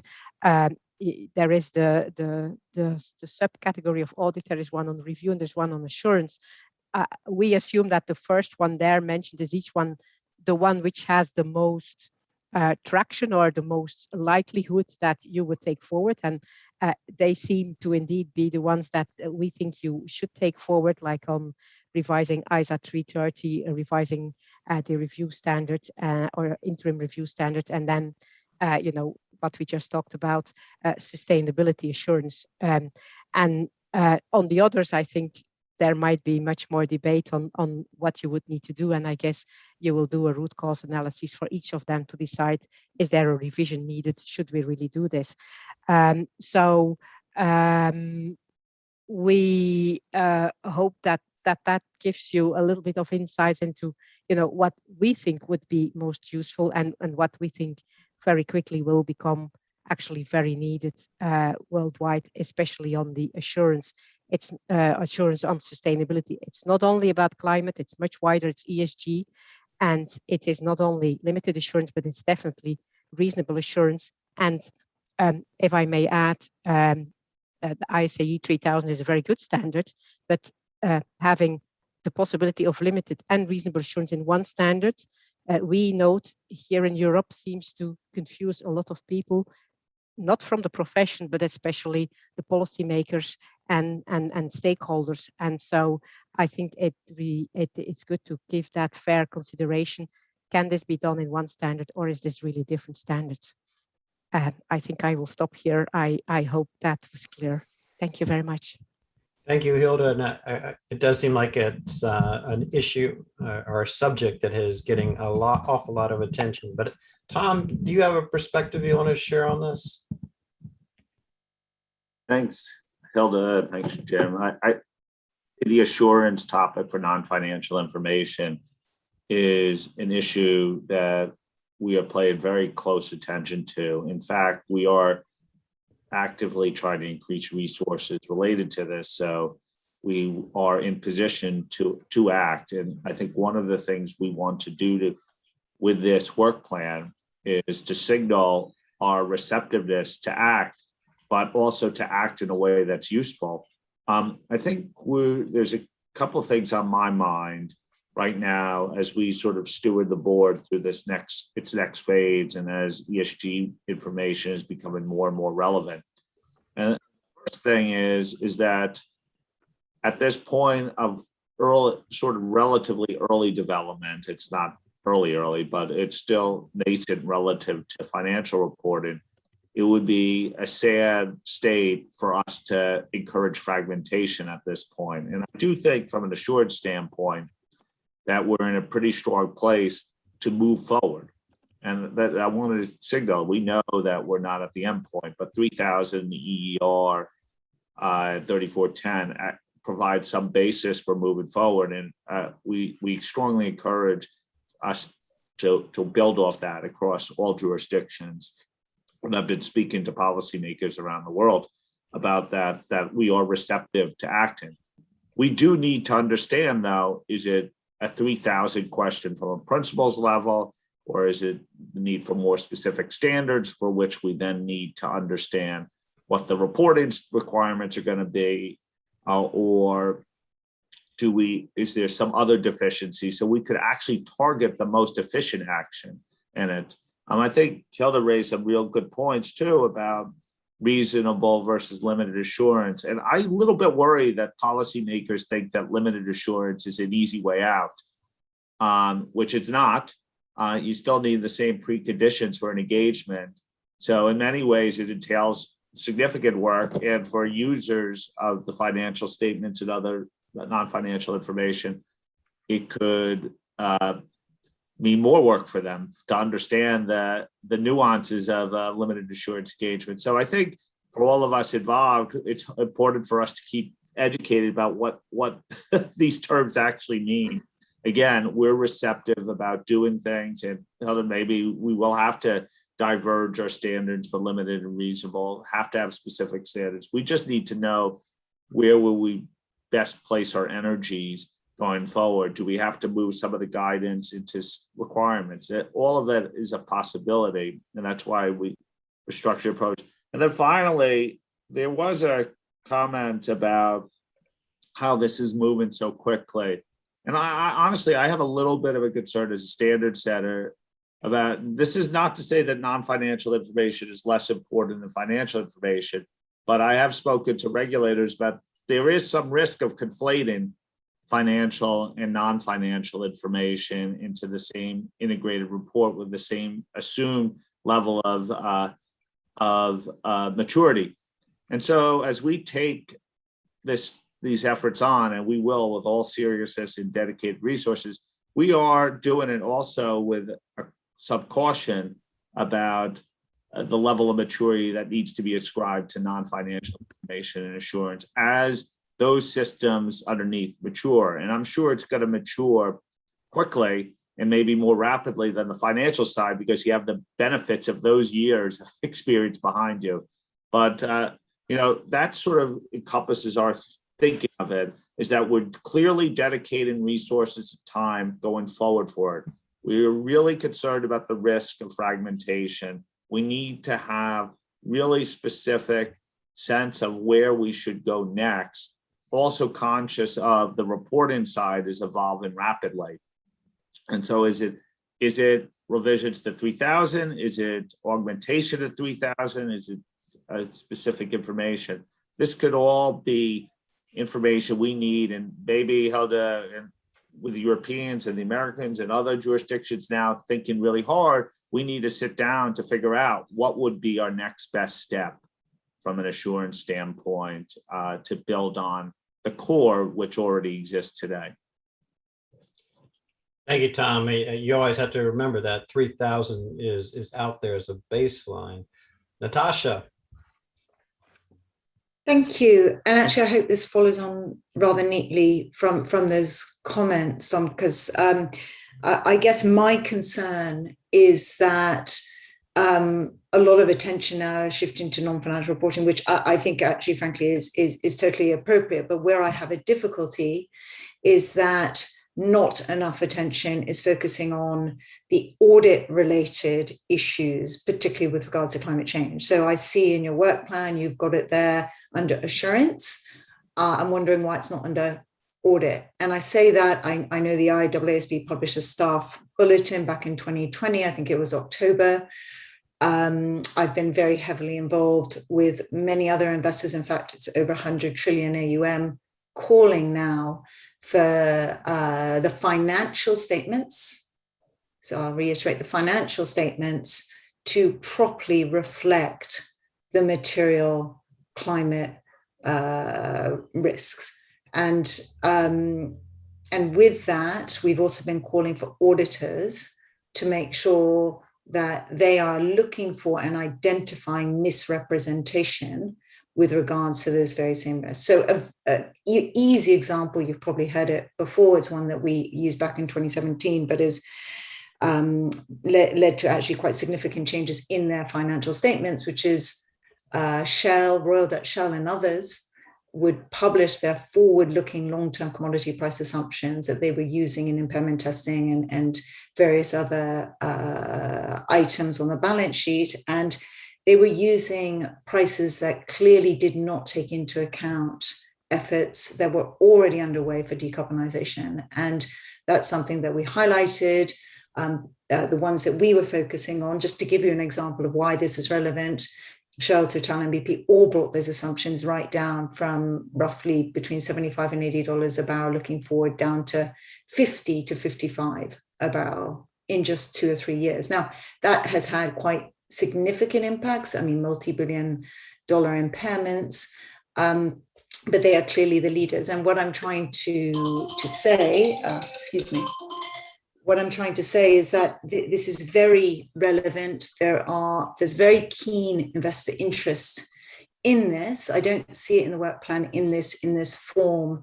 And I would very much encourage the IAASB to do what it can to build on what was a very good staff bulletin back in 2020 in terms of taking that forward to actual implementation. It's very clear that the companies I've noted are the leaders.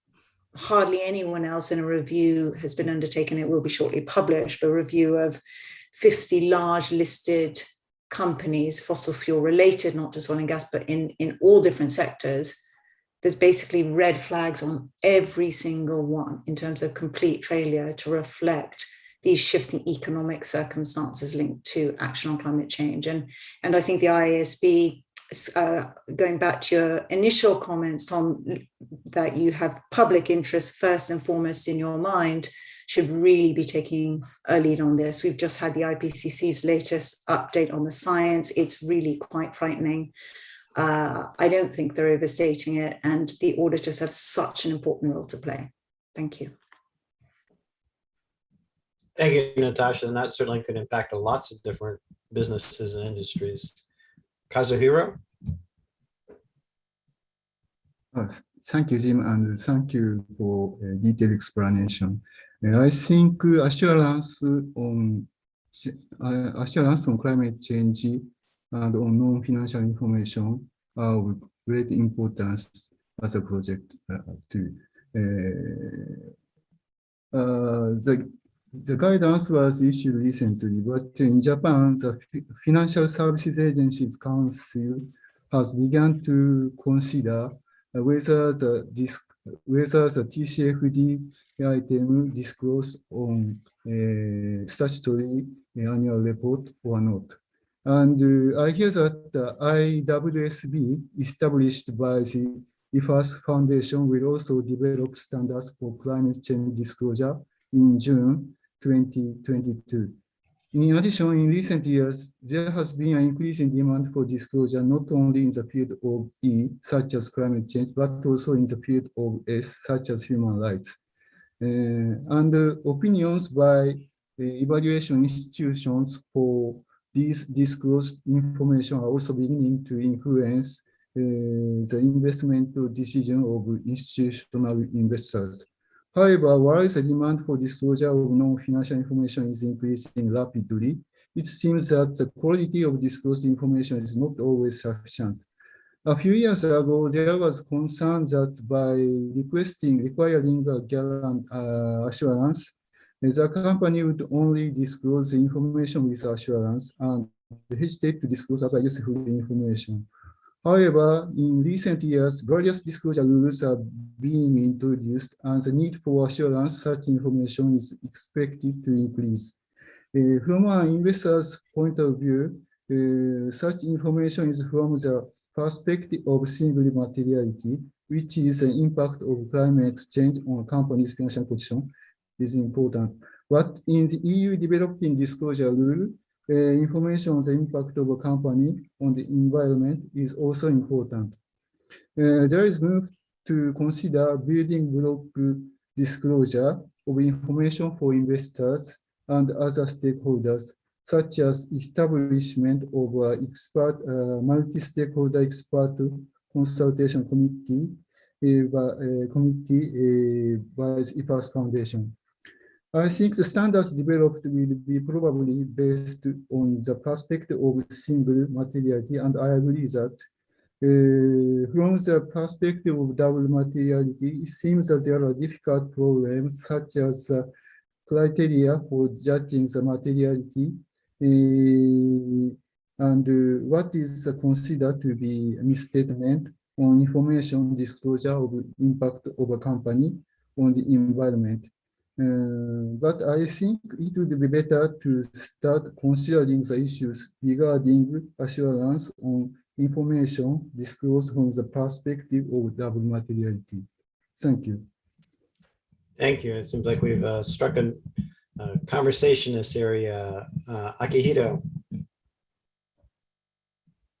Thank you, James. Thank you very much for your great presentation. It is very helpful for me to catch up. I have two brief comments or observation. The first, sorry, let me repeat that sustainability reporting, including climate change reporting, is expected to move fast in the near future. So regarding the assurance of this reporting, the status of the movement need to be watched carefully, and the timing of making a project need to be considered. It is very important, I also think. I'd like to say again. The second, I'd like to thank and respect the IAASB members again for their hard work on various projects. Maybe this is just a reminder.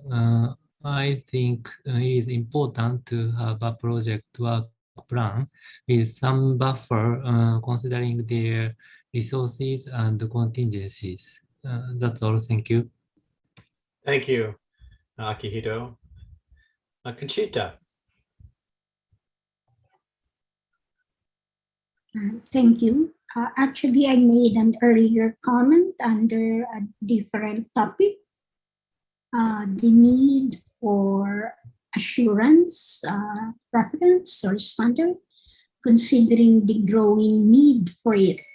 In some jurisdictions, I would like to take note that there are moves to legislate reporting standards with respect to matters pertaining to climate change or ESG in general. And it's a question of whether the standard setter will wait for legislations to be in place or set the standards for that. There are reports that have been rendered and they are varying in terms of coverage, in terms of emphasis, and it's evident that there is a need to undertake this project. On a related matter, I also noted that if this project will be undertaken, there is a note that was presented in one of the slides that the many projects identified as possible candidates plus the current projects and other initiatives presumes full utilization of resources. The question that I would like to pose is, with that premise, and let's say more focus will be given to assurance with respect to ESG, what would be needed by IAASB to make it happen if all of its resources are presumed to be in full utilization? What support system is needed, or what additional resources are necessary? Thank you. Thank you, Conchita. I know that that's a consideration when they look at resources. They do consider how many are needed for a project. But I have one more hand up, and then maybe Tom or Bev or Billy can respond. Paul, go ahead. Thanks, James. And thanks also for Tom's intervention in response to Hilda. Not surprisingly, representing a European organization, our concerns are somewhat similar to those expressed by Hilda from Accountancy Europe. And that is that, we have perhaps a once in a lifetime opportunity here to get started in the development of reasonable assurance standards for non-financial information, or ESG. I'm well aware of ISAE 3000, and I've gone to a fair bit of trouble in any interventions that we've had with officials at the European Commission to remind them of the existence of this standard. Not sure whether they're necessarily hearing all of that. What I was especially concerned by was a recent Journal of Accountancy article which summarized a survey on sustainability assurance in the United States. And basically, this article, I just quote for you, said that although about 51% of companies globally are obtaining assurance on their sustainability reporting, there is not consistency in the type of assurance involved. The United States is a good example where non-CPAs dominate the field and different assurance standards are being used on engagement. I guess my concern is just, is lack of a suitable standard part of the problem? I don't know. I'm just speculating aloud. It does concern me that non-CPAs who are not necessarily subscribing to a robust code of ethics, that are not necessarily undergoing professional education and training and CPD, are offering assurance on sustainability information. And which is why I am at least encouraged by the fact that the IAASB has started to elevate the attention on this specific area, as we can see in the draft work plan. And finally, the draft work plan overall, I think, is a very good document. Apart from the ESG piece, we're very supportive of it. Thank you, Paul. Daniel? Thank you, Jim. I agree with Paul. I'm the same line. I think it happens something similar to another topic that I see it's a very diverse regarding the application of this matter. I'm talking about the internal control evaluation. I know that the ISAE 3000 is the general standard for assurance other than historical financial information, but I believe that the evaluation of effectiveness of internal control should be treated separately. It is true that some countries have developed local standards for those purposes, but it's a large issue that is a bit loose in international regulation, even though, as I said before, some countries have special standards about this topic. I have seen different treatments, at least in my region, Latin American region, about the assurance when it's related directly with internal control, not as part of a financial audit, but definitively a specific topic of evaluation. Thank you. Thank you, Daniel. I know we're reaching into our time frame here, but I do want to be sure to get everyone. Mauro, do you have a comment? Yes, thank you. Thank you for the presentation. Just a very short thought.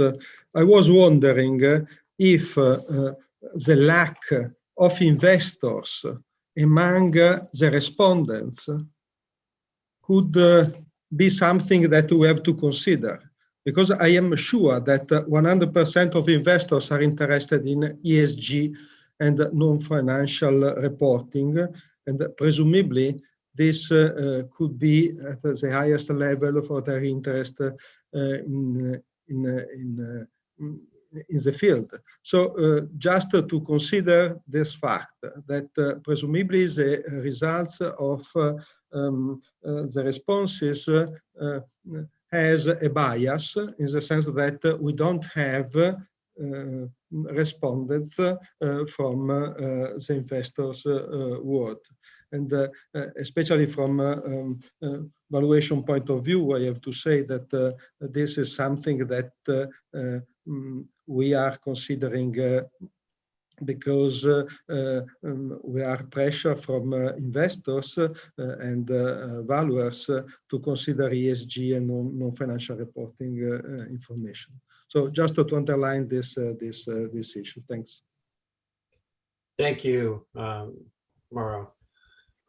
Well, it seems like we have a pretty consistent topic on our mind relative to the work plan. So Tom or Willie or Bev, I'll turn it back to you for comments. So first of all, it's not surprising some of the comments we received, but much appreciated. I agree with the basic theme of we have a real opportunity on the assurance side, in addition to the other topics that we've discussed today. This is a slight plea for people. This opportunity is also a challenge for us right now, because what I do see is a real risk of fragmentation at this point in time. I caught something in Paul's comments that whether people are listening, that 3,000 exists. And that is my concern, is if major economic blocks of the world decide to go their own way, after decades of trying to get common global standards on the audit side, and at a moment in which assurance and non-financial information is growing more and more, that we will break away. So my plea is for those who have the voice the ears of those who have a policy voice here, please indicate that we are ready to act on this topic. There's a lot to be done. I think Maura's point about investor involvement, and I certainly have seen Natasha's comments in the notes as well. But we do have a real opportunity here, and we're willing to do it. Also, don't forget, we haven't been sitting on our hands on this topic. We just issued EER this past year. So, but we know that there's more to go. We know we have to act agilely. I think our LCE work shows that we can act in an agile fashion, and we're willing to dedicate resources to this topic.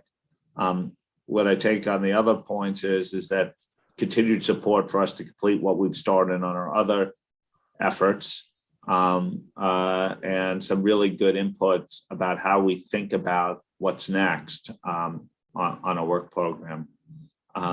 Willie, Bev, Jasper, anything you want to add? I'm conscious that we're over time.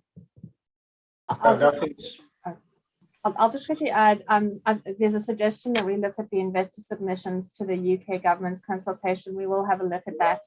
We have reached out to certain stakeholders where we saw that they hadn't responded, monitoring group being one group, but there were a couple of others. and most of the people we reached out to said they weren't going to respond. But perhaps we can think a little bit more about how we can sort of try and pick up what investor views would be on this. So we will think about that. Thank you. Nothing further from me, Tom. Thank you, Billy. Very well. Fascinating topic, good conversation. Thanks everyone for your input. And with that, we're going to transition right now to audit evidence. Sue Alman, I assume you're in the blogosphere. I am. And welcome. I will turn it over to you for a report back. Thank you very much. Hello, everybody. Very pleased to be with you. I think Michelle's probably just loading up the slides as we speak. So the presentation here is really just to give you an update on the progress of the audit evidence project since I spoke to you in March. And at the end of the presentation, there'll be an opportunity for any comments or questions as we work towards preparing the first full draft of proposed ISA 500 revised for consideration by the board in March 2022. The meeting materials included a report back on the comments from March, and obviously where we've responded to those. Next slide, please, Michelle. So this, I think, is probably very topical. I know you've just been talking about the work plan, so I think you're probably up to speed on the timeline and potential revisions there. Obviously, since February, there's been a number of developments, and you've seen the changes to the timeline in the proposed work plan. So where we are now is that the intention is to have an ED for approval in September 2022 and finalisation in 2024, so 15 to 21 months after the ED. Obviously, that depends on a number of factors, particularly the ability to return to face-to-face meetings and so on, and the availability of board time in the light of all the things that you've been speaking about. But the task force is working flat out to make sure that we have the material developed and we are getting good quality material in front of the board. Next slide, please. So this slide sets out the specific issues we discussed with the board in March, and these are the proposals that we talked to you about in March as well, and got your feedback on and fed that into the board's discussion. I'll share the board's feedback on the topics that we discussed as we walk through the rest of the slides. But I also wanted to pick up one of the points that came out of our discussion in March, which was about liaison with the other working groups. And we have been undertaking a lot of interaction with those working groups. Firstly, the technology working group.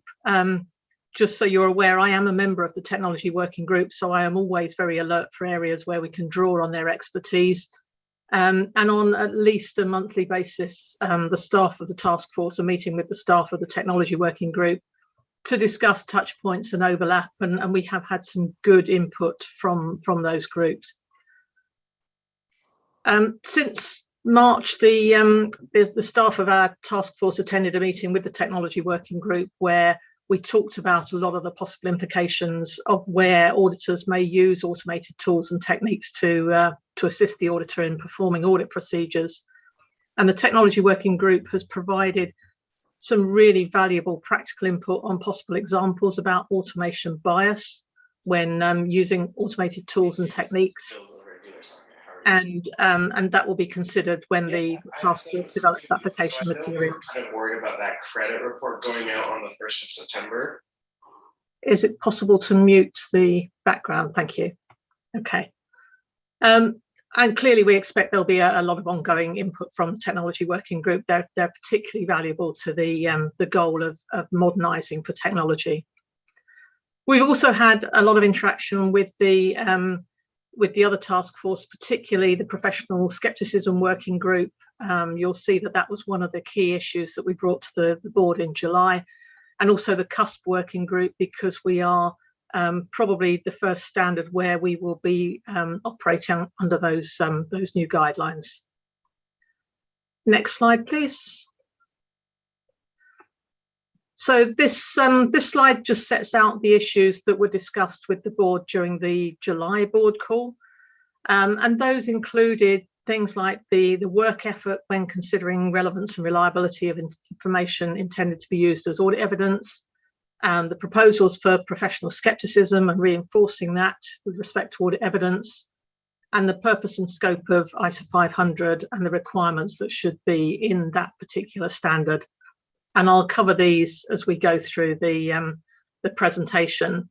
But the way I've structured this presentation is to really look at the objectives of the project on audit evidence and to illustrate how we've addressed those so far in the work that we've done. And we tried to color code this because at the stage we're at now, a lot of the really meaty issues have been discussed with the board. There's a number where we've got very clear agreement and direction, and those we've highlighted with a green blob. Others where we need to do a bit more work where we've got an orange blob, and then there's a few issues that are just in the grey boxes where we know that we still need to do work and the board perhaps hasn't had an opportunity to discuss those. Next slide, please. So walking through the project objectives of the audit evidence project, the first objective is to clarify the purpose and scope of ISA 500 and the relationship with other standards. And this has taken us into some fairly theoretical conversations, but I think we're making good progress here. So firstly, we explored the meaning of audit evidence and audit procedures, which we discussed with you in March, and we had good board agreement on those two issues. And that really underpins a lot of the further work on this project. So in terms of the definition of audit evidence, information has to be subject to an audit procedure before it becomes audit evidence. So the input-output model that we discussed last time. The meaning of an audit procedure, the board was very much of the view that any procedure that is performed in accordance with a requirement of an ISA is an audit procedure for the purposes of obtaining sufficient appropriate audit evidence. And what that means is that audit procedures therefore includes all risk assessment procedures, all further audit procedures to respond to risk, and all other types of audit procedures. And some of those include some of the reporting elements because they all provide an element of evidence that leads to the conclusion. And that's an important clarification to the scope of the standard because it means that every piece of information that's used by the auditor is subject to the requirements of ISA 500. So including the requirement to evaluate the relevance and reliability of information that's intended to be used as audit evidence. Next slide, please.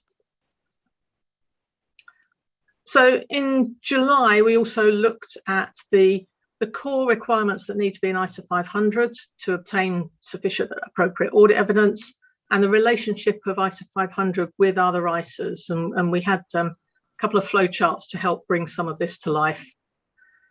The consideration is important because it drives what specific requirements need to be in ISA 500 itself, taking into account what requirements exist in the other standards.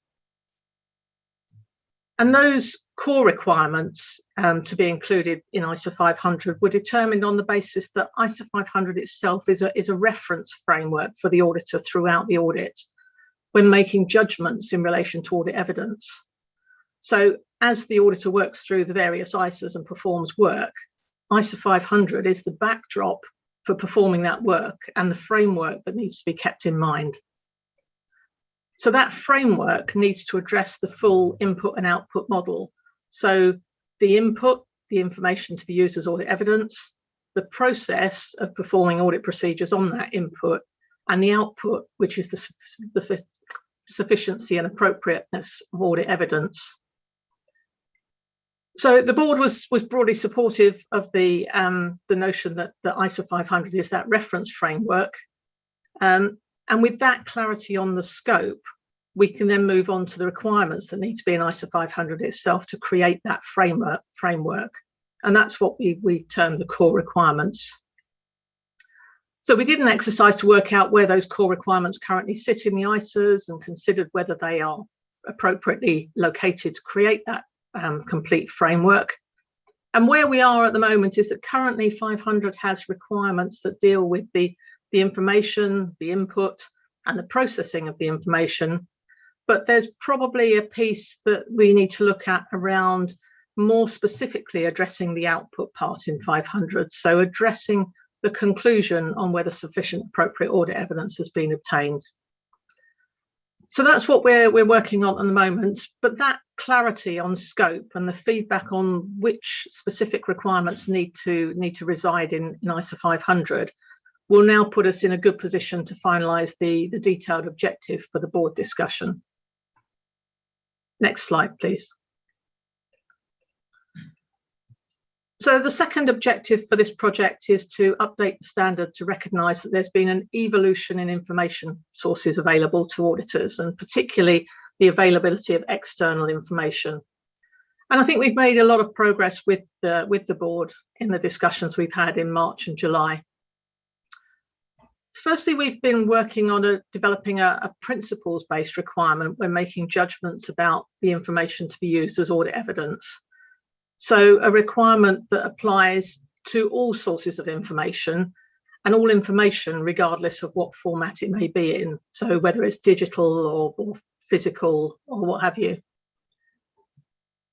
And building on that principles-based approach, some of the things we're going to do are removing some of the outdated statements that are included in the standards, such as external sources are more reliable than internal resources.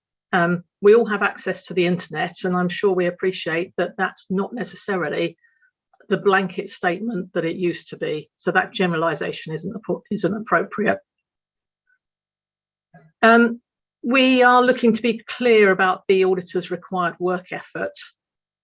We probably had the first discussion using the work that the CUSP working group has done to work through which verbs should be used to describe the work effort and what those verbs specifically mean. And we've agreed with the board that the appropriate verb is to use the word evaluate when looking at the work effort. So evaluating the relevance and reliability of information to be used as audit evidence. But I think what's important here, and I appreciate that there was a kind of scalability question came up last time I spoke, is that that doesn't mean you have to do exactly the same work on every piece of information. There's an important qualifier in the material that we discuss with the board that really drives scalability, because that talks about information is sufficiently relevant and reliable for the auditor's purposes.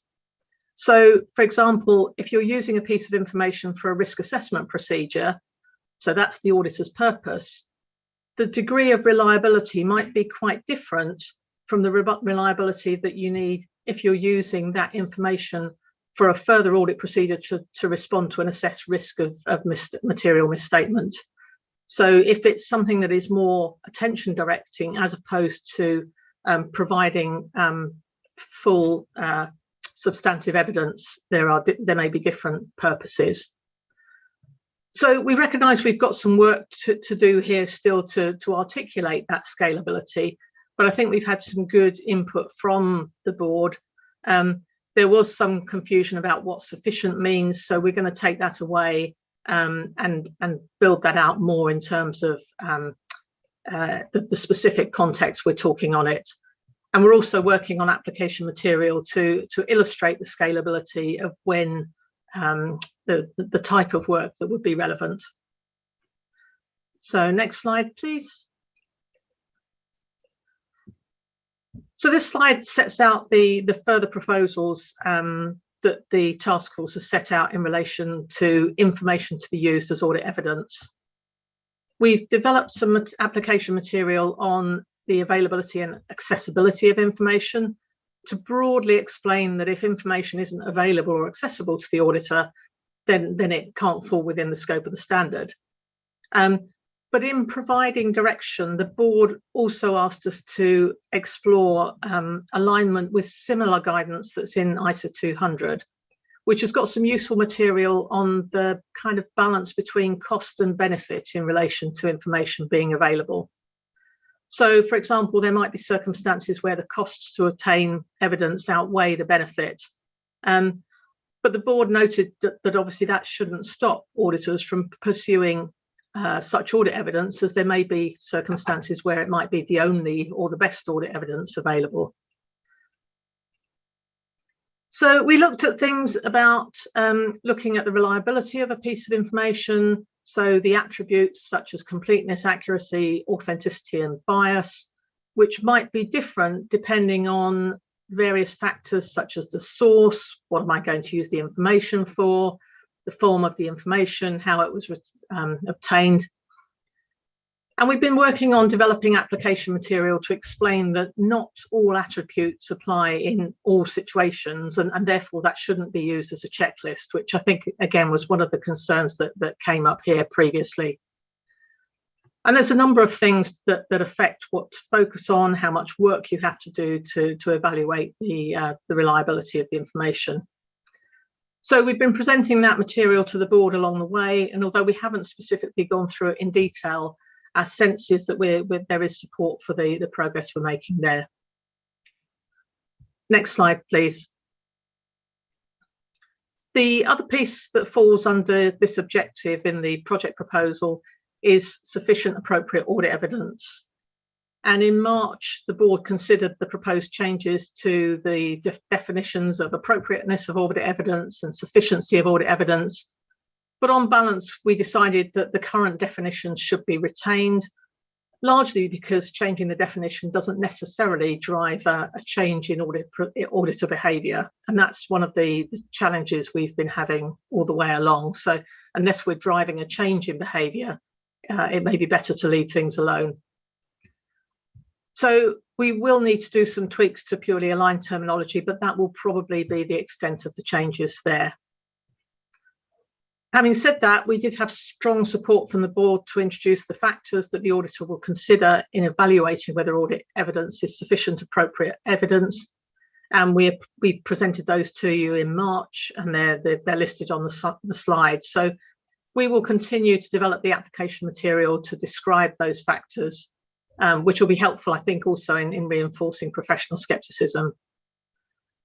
The other point we explored with the board is the concept of persuasiveness, and the board supported the proposal not to define the concept, but to build it into the application material, and that's something we're working on.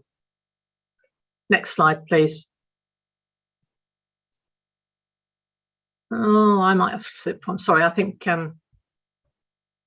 okay.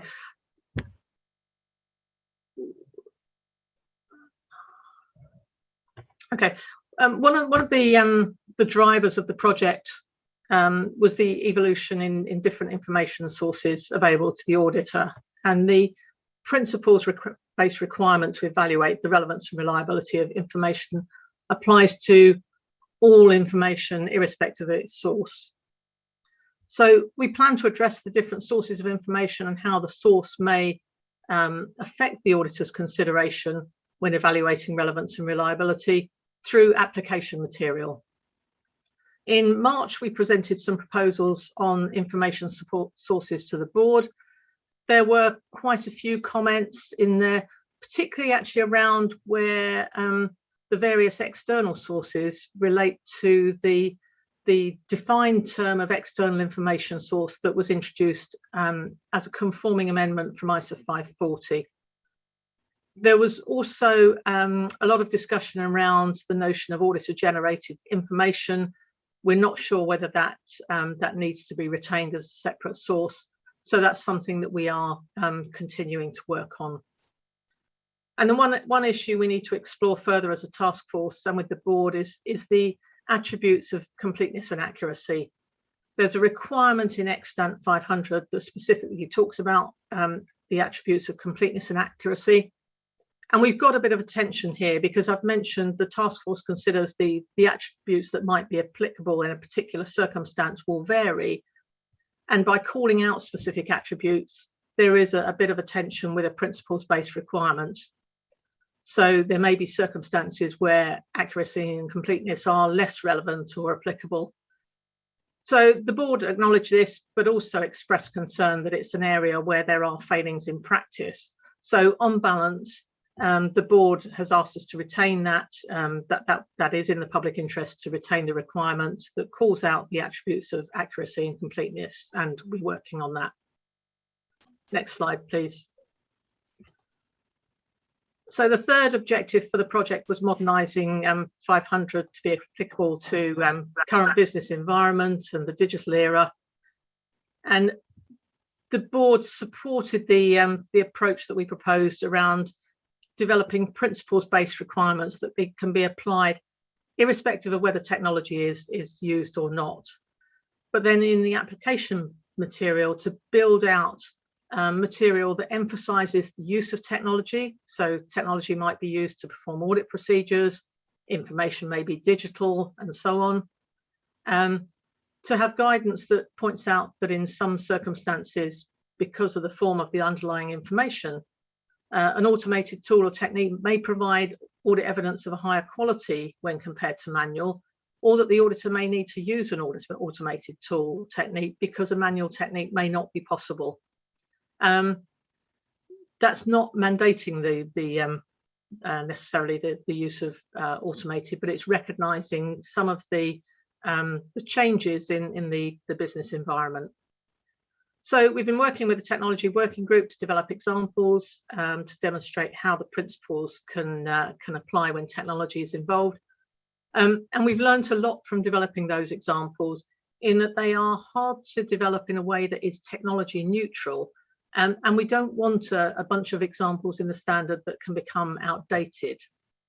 So if we move to the next slide, what we talked about with the board in July were proposals as to how we can present examples that overcome some of those problems, and also manage the length and complexity of the standard, which I know, again, is something that was raised here last time. So in application material, we propose including examples that are essential to understanding a concept, but are succinct and are not prone to becoming redundant or outdated. We then propose an appendix or appendices that are succinct examples and not prone to becoming redundant or outdated. And then in a separate publication, to be developed concurrently with the revisions to the standard and issued with the revised standard, to include examples that need to refer to specific technology to be able to develop a particular principle.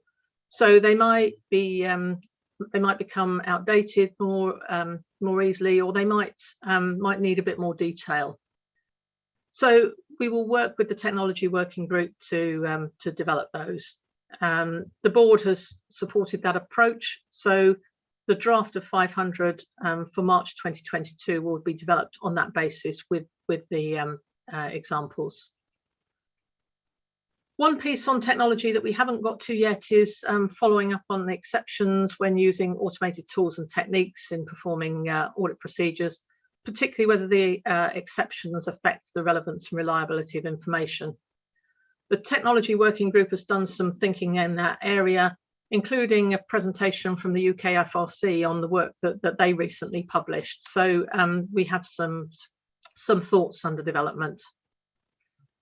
Next slide, please. And then the final objective for the project proposal deals with reinforcing the exercise of professional skepticism with respect to audit evidence. And that was a large focus of the discussion with the board in July. We went back to the 2015 invitation to comment, which explored material on skepticism, and the board discussions that followed that. And we've identified a number of suggestions that were relevant for this project. Obviously, since that ITC, a number of other projects have been undertaken that address skepticism, such as ISA 540 on estimates and 315 on risks, and 220 with quality management, which addressed auditor bias as well. So we are working on a number of enhancements to ISA 500 to echo what's been done elsewhere. And we think that will be important to build into 500 because it's a foundational standard that works across the standards. So the slide sets out the proposed new requirements or enhancements to existing requirements that we have talked through with the board to reinforce professional skepticism. And that includes designing and performing audit procedures in a manner that isn't biased towards obtaining audit evidence that is corroborative or excluding evidence that's contradictory. When there are doubts about relevance and reliability, to obtain additional information. If a requirement is added into 500 to conclude on sufficient appropriate audit evidence, then we would also again build in consideration of all evidence, regardless of whether it's corroborative or contradictory. And the focus of the standard throughout is really about driving auditors to obtain relevant and reliable audit evidence. If the audit evidence isn't considered relevant or reliable, then they drive the auditor to obtain alternative or more information. And I know we've spoken about external sources, and that's really where this comes in, is that alternative information may be external to meet the requirements of relevance and reliability. So the board was supportive of those that direction on the requirements, and obviously we're working through the feedback from the board. Next slide, please. I already mentioned 220 has been a key input into the discussions and thinking, because it talks about the impediments to professional skepticism and talks about some of the ways in which that may impact auditor activity. So we don't want to repeat ISO 220, but we do plan to build out application material on how auditor biases relate to audit evidence. And one of the biases we want to make sure we focus on is automation bias, so the risks that the auditor over relies on technology. So we're working on that material with the professional skepticism group and the technology group, and we will obviously feed that back. There's obviously, of course, a lot of other activity in relation to skepticism in the material that I've talked about previously. So it's not that this is just the only activity that we're doing there. There's a lot more there, but these are probably some of the specific actions to highlight. We've still got a couple of issues on skepticism that we haven't discussed with the board yet. So the meaning of a critical assessment of audit evidence that's in the definition of professional skepticism, and some further linkages with fraud. And we've highlighted there as well detection risks. So the link between audit evidence and quality management at the engagement level has come up a couple of times in our board discussion, and that's something that we're still working on. Next slide, please. So that's a summary of where we are. I appreciate that there's been an awful lot going on, and we've been picking off issues to now sort of build them back in together to the standard itself. So the next step is March 2022. We have the IAASB and the CAG meetings. We will be having a first read of the full draft of ISO 500 with the accompanying guidance with technology examples. We will also be looking at some initial direction on conforming and consequential amendments to other standards. And I would just say that given the pervasive nature of ISO 500, there are quite a lot that we've been initially considering. So there will be some thoughts there. We'll need some guidance there.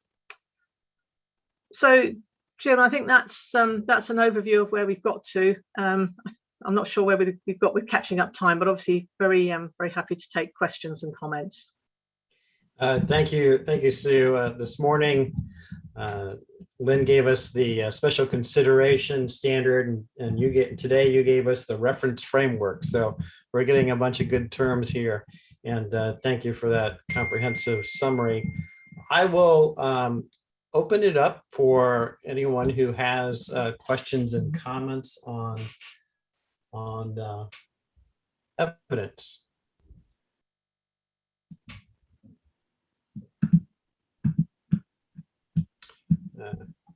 Akihito.